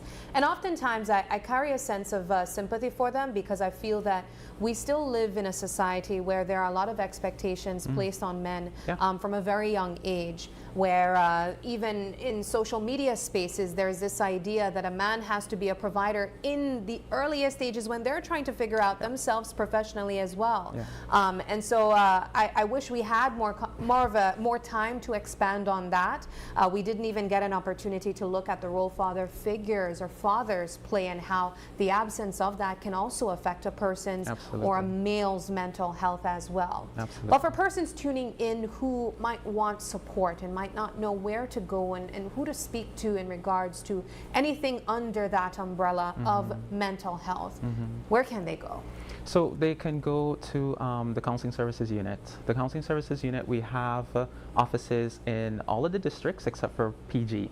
And that's very unfortunate because PG is always so neglected, but we are working on it. But we have an office in under the Ministry of Human Development, under at all of the different all of the different districts.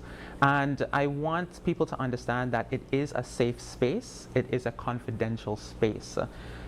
There is a male therapist there who will be able to also provide support, and we have knowledge in trauma-informed care, not just for the therapist, but for every single person working in the building, from the security right in. Everybody is trained on this because it's important that everybody understands the clientele who are coming in, so that the first interaction, they feel comfortable, they feel safe coming in, right? And that is what we have been working on. That's the space that we've been pushing.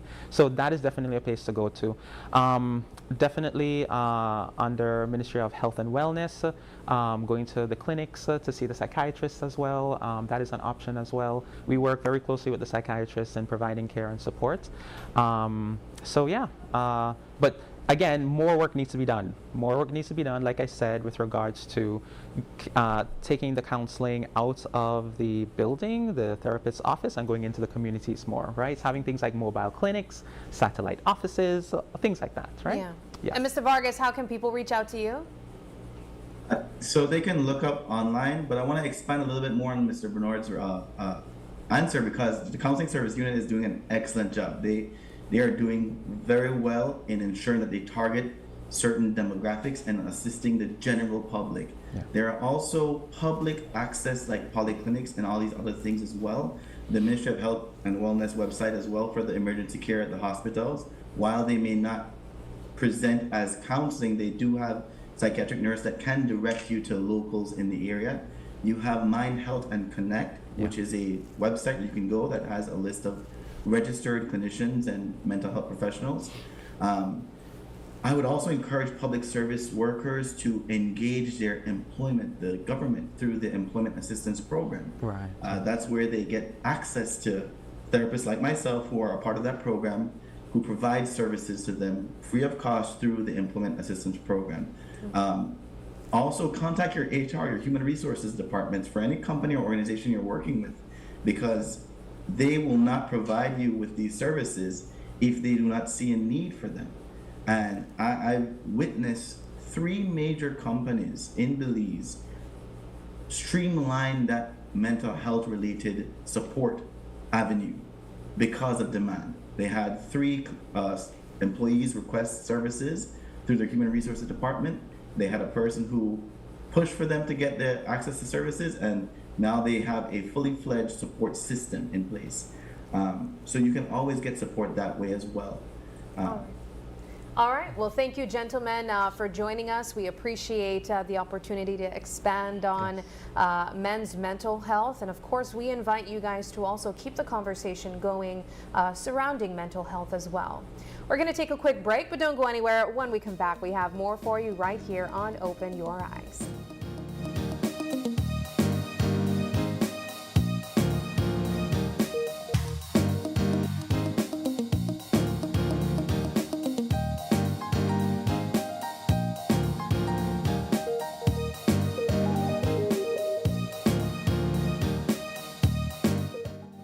Is found in the sacrifices he makes, the lessons he teaches, and the moments he shares.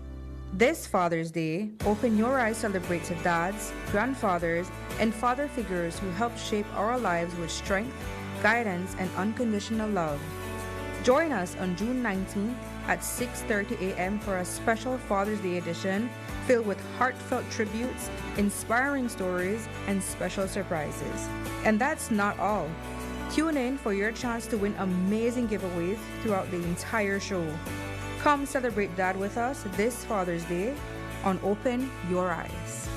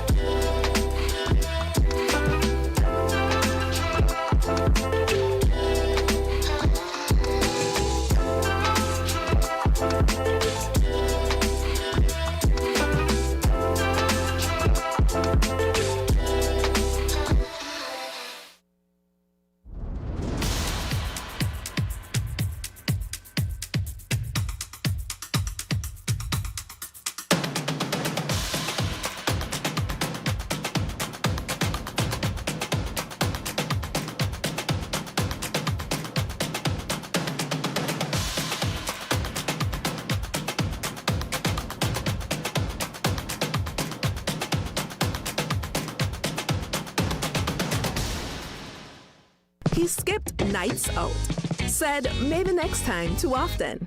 Ramen became a lifestyle, all for this moment, his first car. Protect what you've worked for with RF&G Motor Insurance. Life moves fast. Your connection should keep up. Need more credit? More data? A flex bundle that fits your lifestyle? With Smart Prepaid, they're a prepaid option for every lifestyle and budget, making it easy to stay connected wherever you are. Because with Smart Prepaid, you can connect on your terms. Purchase credit, data, flex bundles, prepaid plans, and all your favorite prepaid services at any Smart agent, Smart showroom, or simply dial *100# key. No stress, no waiting. Just fast, easy, convenient ways to stay connected every day. Smart Prepaid. Connect on your terms. We at Fulltech Systems understand that technology isn't just a tool, it's a game changer. At home, smart devices and AI are revolutionizing daily life. In education, tech is making learning more interactive and accessible for students and educators alike. For businesses and government, it's driving innovation, streamlining operations, and unlocking growth, leveraging tech for better services, infrastructure, and security. At Fulltech Systems, we help you thrive with cutting-edge solutions, partnering with leaders like Dell, HP, Microsoft, APC, Fortinet, Cisco, and Tomy 8. We deliver the right products for your needs, whether it's boosting efficiency, improving customer engagement, or scaling operations. Connect with us and let's drive innovation together. Fulltech Systems, your technology center, where you come for the price, but stay for the service.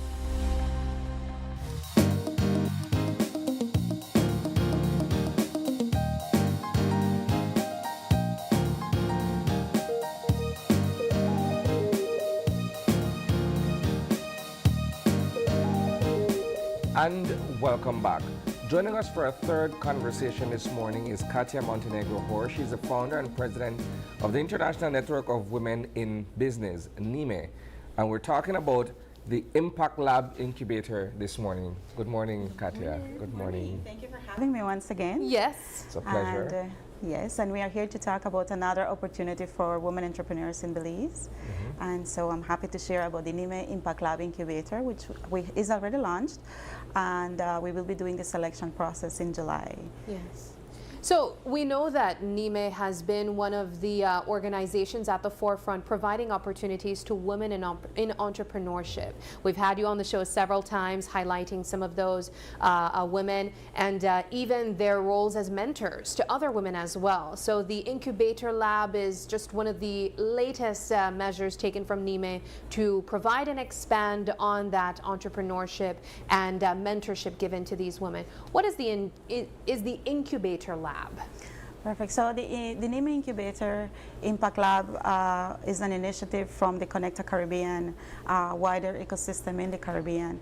This is a result of conversations between organizations that support entrepreneurship in the region. After the summit, we realized that there is a fragmented ecosystem support system. And so the initiative came about to support more women entrepreneurs through a regional specialized incubator platform that women can have the access to not only business development skills, but also the mentorship component. One of the important things about the NIMA Impact Lab Incubator is that it has access to one-to-one mentorship. So beside opening this application for women entrepreneurs that would like to grow their business, there is also the opportunity to apply as a mentor. So we are, inviting all educators, business owners, consultants, professionals in any fields to also apply for the NIMA Impact Lab Incubator and become a mentor in the region. Yes. Now, with this opportunity being available, and you said that it's already open and it's set to roll out officially in July, what has been the reception from the public, from some of these mentors and even entrepreneurs so far? So entrepreneurs continue to have all these systemic barriers, access to financing being one of the main barriers for women entrepreneurs.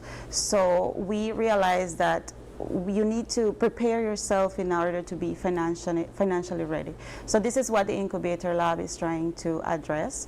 The response has been great. We were recently at Mango Fest, promoting the lab, and we had a lot of feedback from the community and women entrepreneurs applying for the program.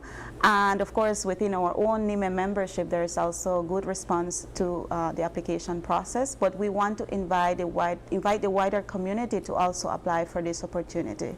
The requirements are simple. You need to have a business operating within between 3 to 5 years, and it's being addressed to women that are addressing environmental issues. They need to be sustainable, climate resilient, and socially responsible. If you are not operating within the 3 to 5 years, we still invite you to apply. We will review all applications and of course give the opportunity to those that meet all the requirements, but also based on individual selection. Let's go back for a second, Katia. I want to perhaps touch on the idea of the challenges that women in entrepreneurship face where it concerns accessing finance.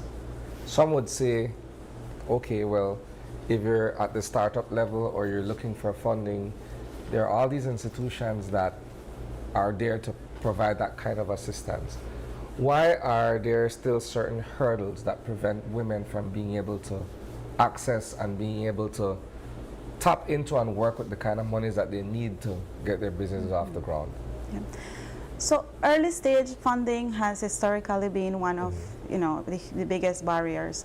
So women entrepreneurs, sometimes, not all of them, tend to feel that access to financing is access to grants and funds, non-reimbursable funds. But there is a process that needs to happen before you even are ready to accept these funds so that you can implement them, strategically in your business.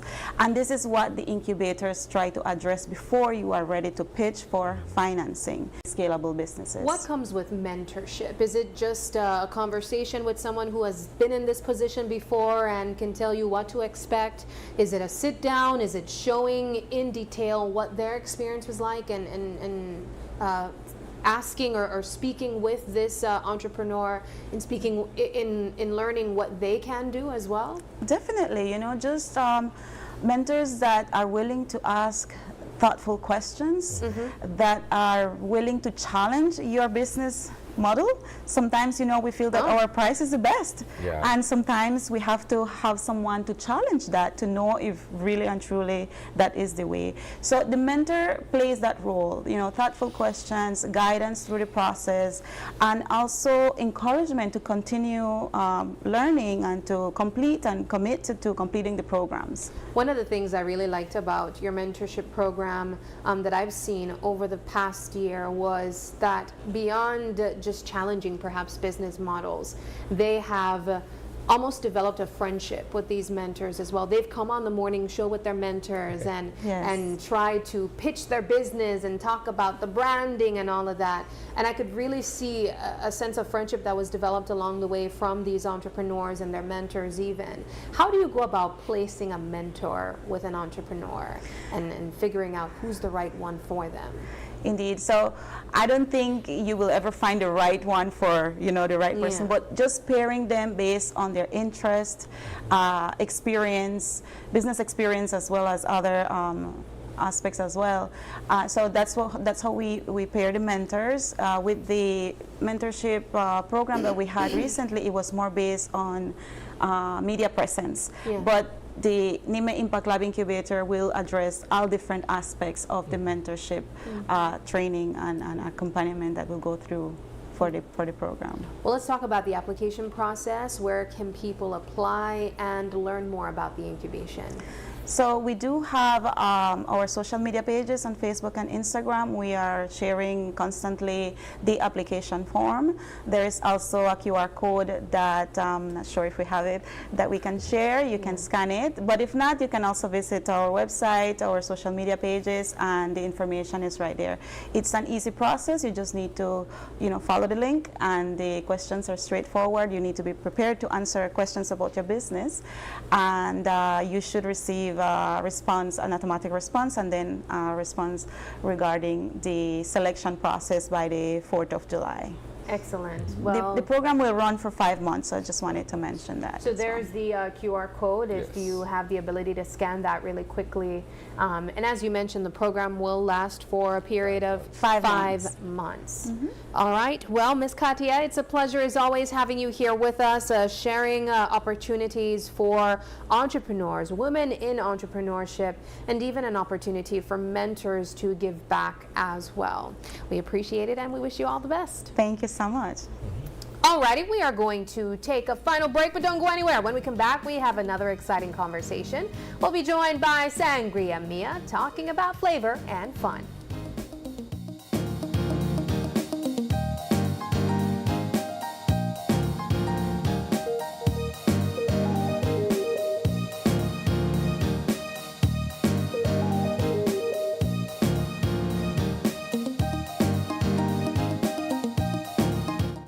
Higher, more productivity, better equipment, and reliable support to keep up with a fast-moving world.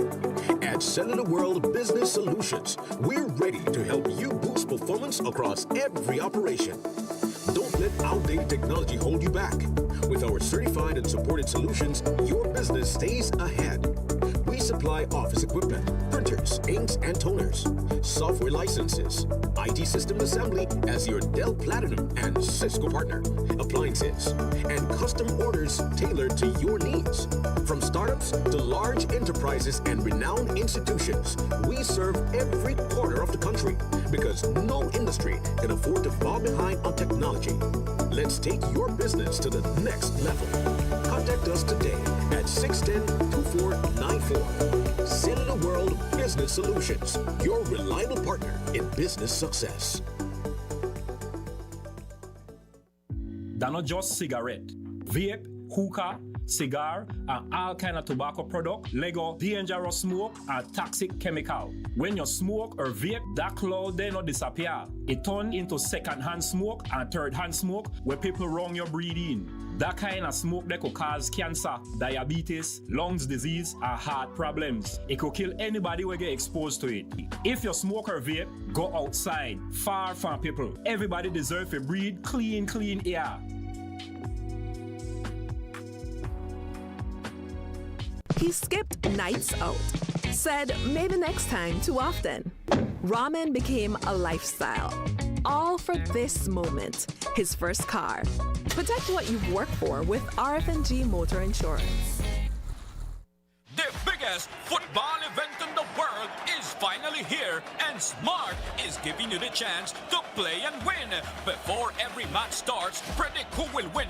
The more predictions you make, the more chances you have to win. Get 1 point towards your total when you guess the winning team. Predict the exact score and earn up to 4 points. The top scorer at the conclusion of the World Cup wins the grand prize of $2,500 in cash. That's not all. Players get a chance to win weekly prizes. Plus, our quarter-final winner gets a watch party package. Play directly in the Smart app for just 50 cents per entry. Prediction starts June 1st to July 18, 2026.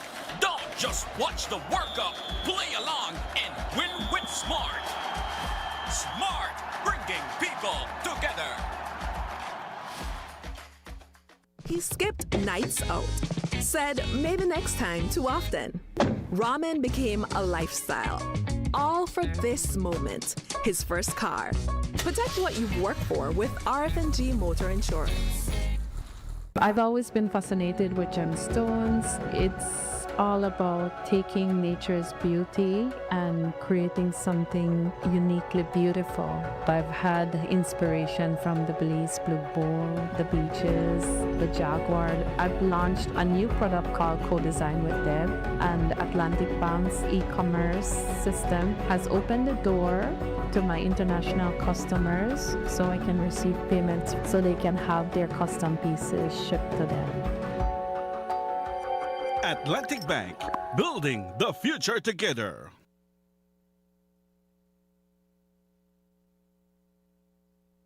Protect your motor, secure your property. Oh yeah, Home Protector Insurance got you covered, you see. Covered, you see. From motor to property, and even marine. We'll keep you safe no matter where you've been. No matter where you've been, no matter where you've been. Get the peace of mind that only we can bring. Oh yeah. With our insurance, you will never fret or sing. Never fret or sing. We offer bonds and so much more. So much more. Home Protector Insurance, we got what you're looking for. What you're looking for. Secure your... The next station is not just a place. It's the vacation capital of the world, Mexican Caribbean. Do you know why we are the capital of vacations? Because no other place on earth brings together so many ways to vacation in one single destination. Every vacation imaginable. Mexican Caribbean, the vacation capital.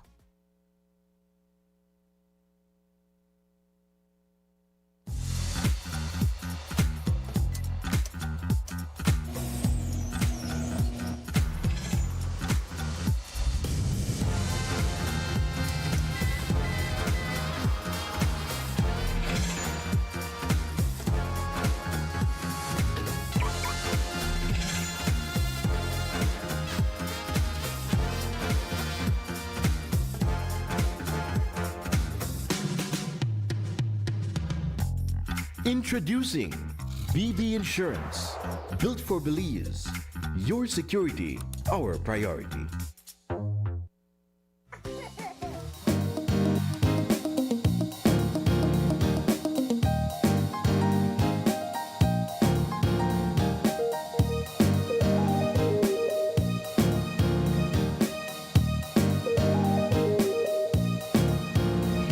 Welcome back. Now, we've been talking about Father's Day for the past few days, and of course different companies and what they have in store for the dads in celebration of Father's Day. Well, as we wrap up the show, Isana, we have another thing for you. Yes, there's more. And if you are a wine lover, or if you love great scents, colognes, perfumes, we have Sangria Mia, and of course their collaboration with Aromatics in giving something special for the dads. It's a pleasure pleasure having here with us Amira Correa Pelayo, owner of Sangria Mia, to talk about the latest promos. Good morning. Yes, good morning. Good morning. Thank you so much for having us here. It's always lovely to be here, to be sharing what we have. So thank you for the opportunity. Always a pleasure, girl. Now, I see you brought a lot of goodies, a lot to display, and of course, even some presentations of what that special gift can look like for the dads. Right. What do you have for us? So, first of all, happy Father's Day to all fathers out there. I know that there's a lot of social media in terms of how fathers are not gifted proper gifts or not having proper gifts for fathers. But with Sangria Mia and Aromatics, we have come together. This is something that we take seriously because fathers are so important. Yeah. With Sangria Mia, we actually have a specific sangria called the Blackbeard Sangria. We actually made the wine. We actually infuse it with strawberry, blueberry, raspberries, all natural ingredients, and also a shot of whiskey. Oh! Yes. Right. Okay. No sanity to listen to the conversation. He was completely tuned out before. You guys can go ahead and sample it. This is the sangria here. Okay, so this is called Blackbeard. Yes, Blackbeard And this is supposed sangria. to be for the dads. Yes, it doesn't have as much sugar as how we would usually prepare our sangria. Pretty good, actually. Thank you. Yeah, nice. And also aromatics, aromatics. This is really good, Thank actually. you. What? Thank you. Pretty good. This tastes nice. And it's not even too sweet or anything. Yes. And so aromatics, what aromatics does is that, they offer authentic fragrances and they decant them in 5 ml or 10 ml so that you can actually really experience these luxury brands at a reasonable price. Yes. And then you can decide if you want to get a bigger bottle or not. But Aromatics actually we did a collaboration with Aromatics, which is this package here that is rotating.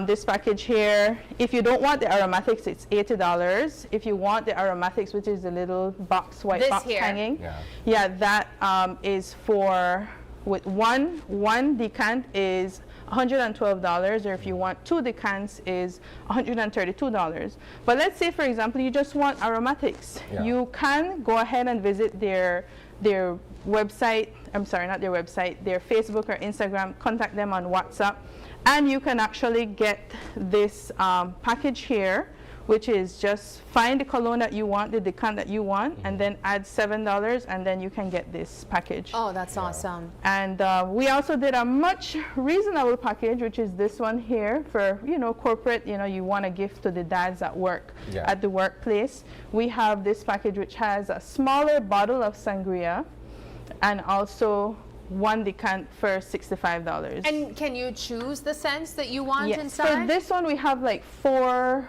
or 5 options that you could choose from to keep it within that price range. But again, for the men on Aromatics, they have 80 fragrances on their catalog.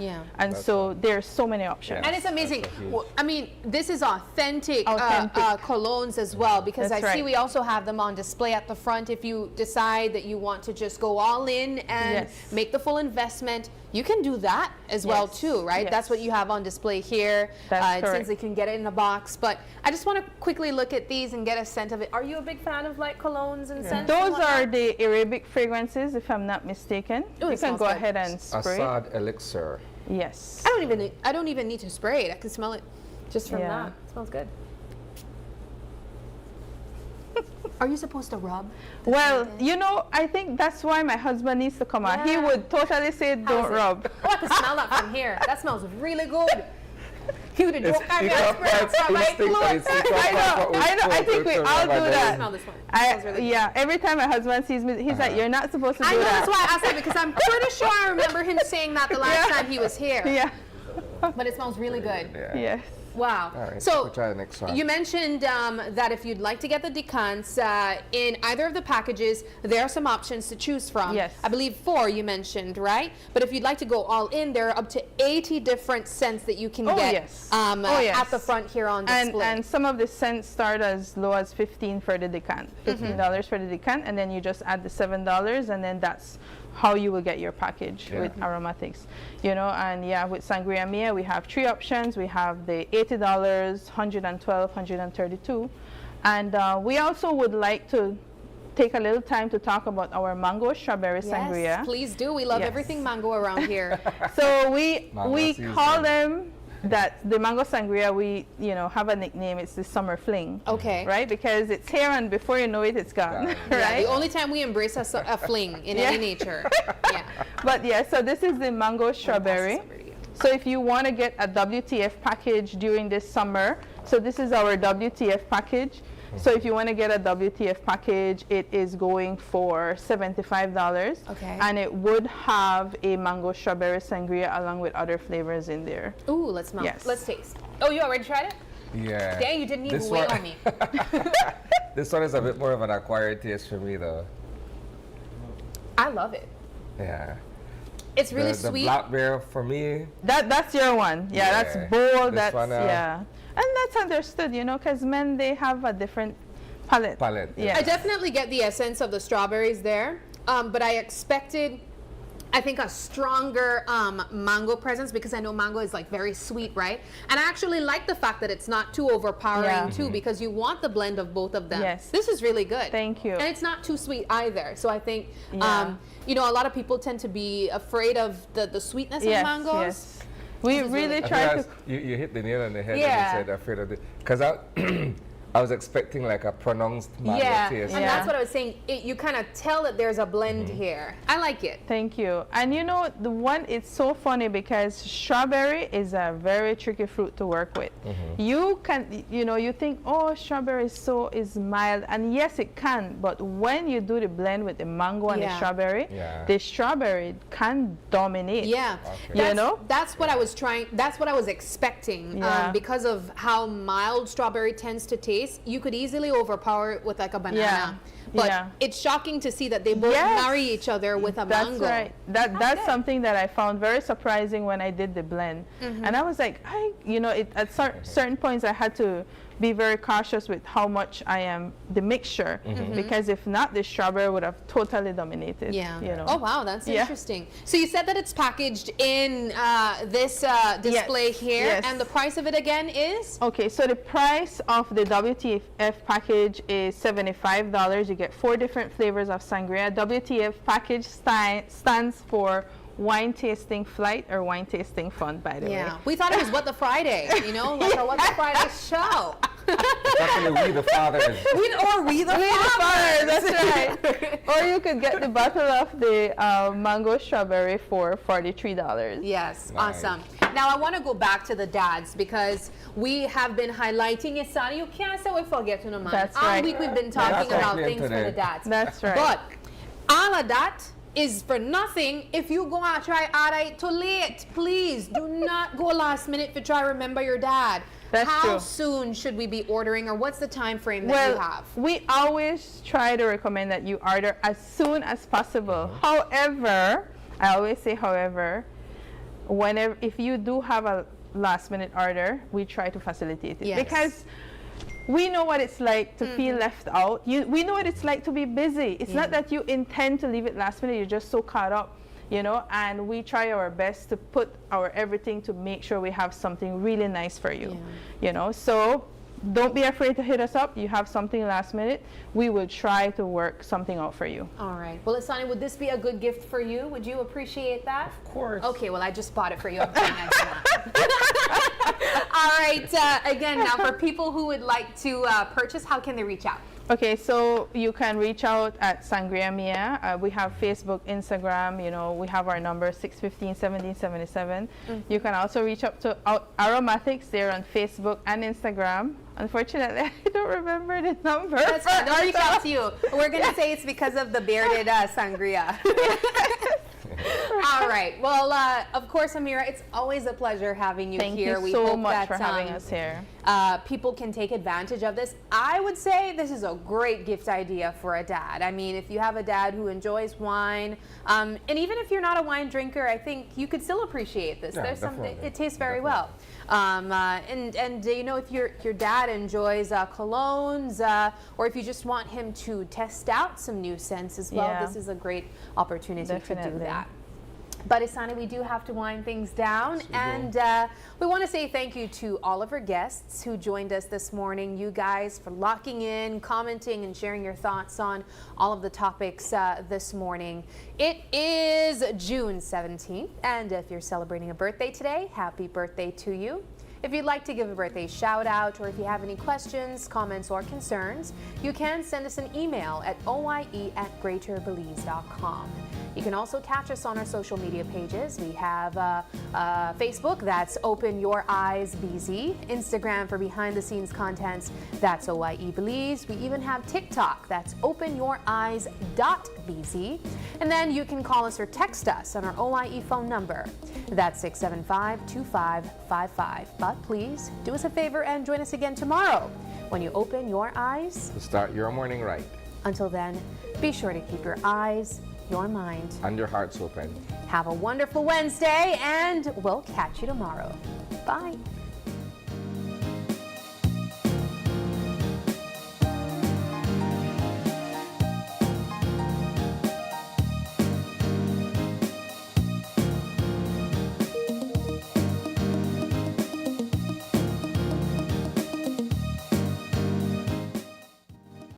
Open Your Eyes was brought to you by the Belize Bank, our country, your bank, and SMART, bringing people together.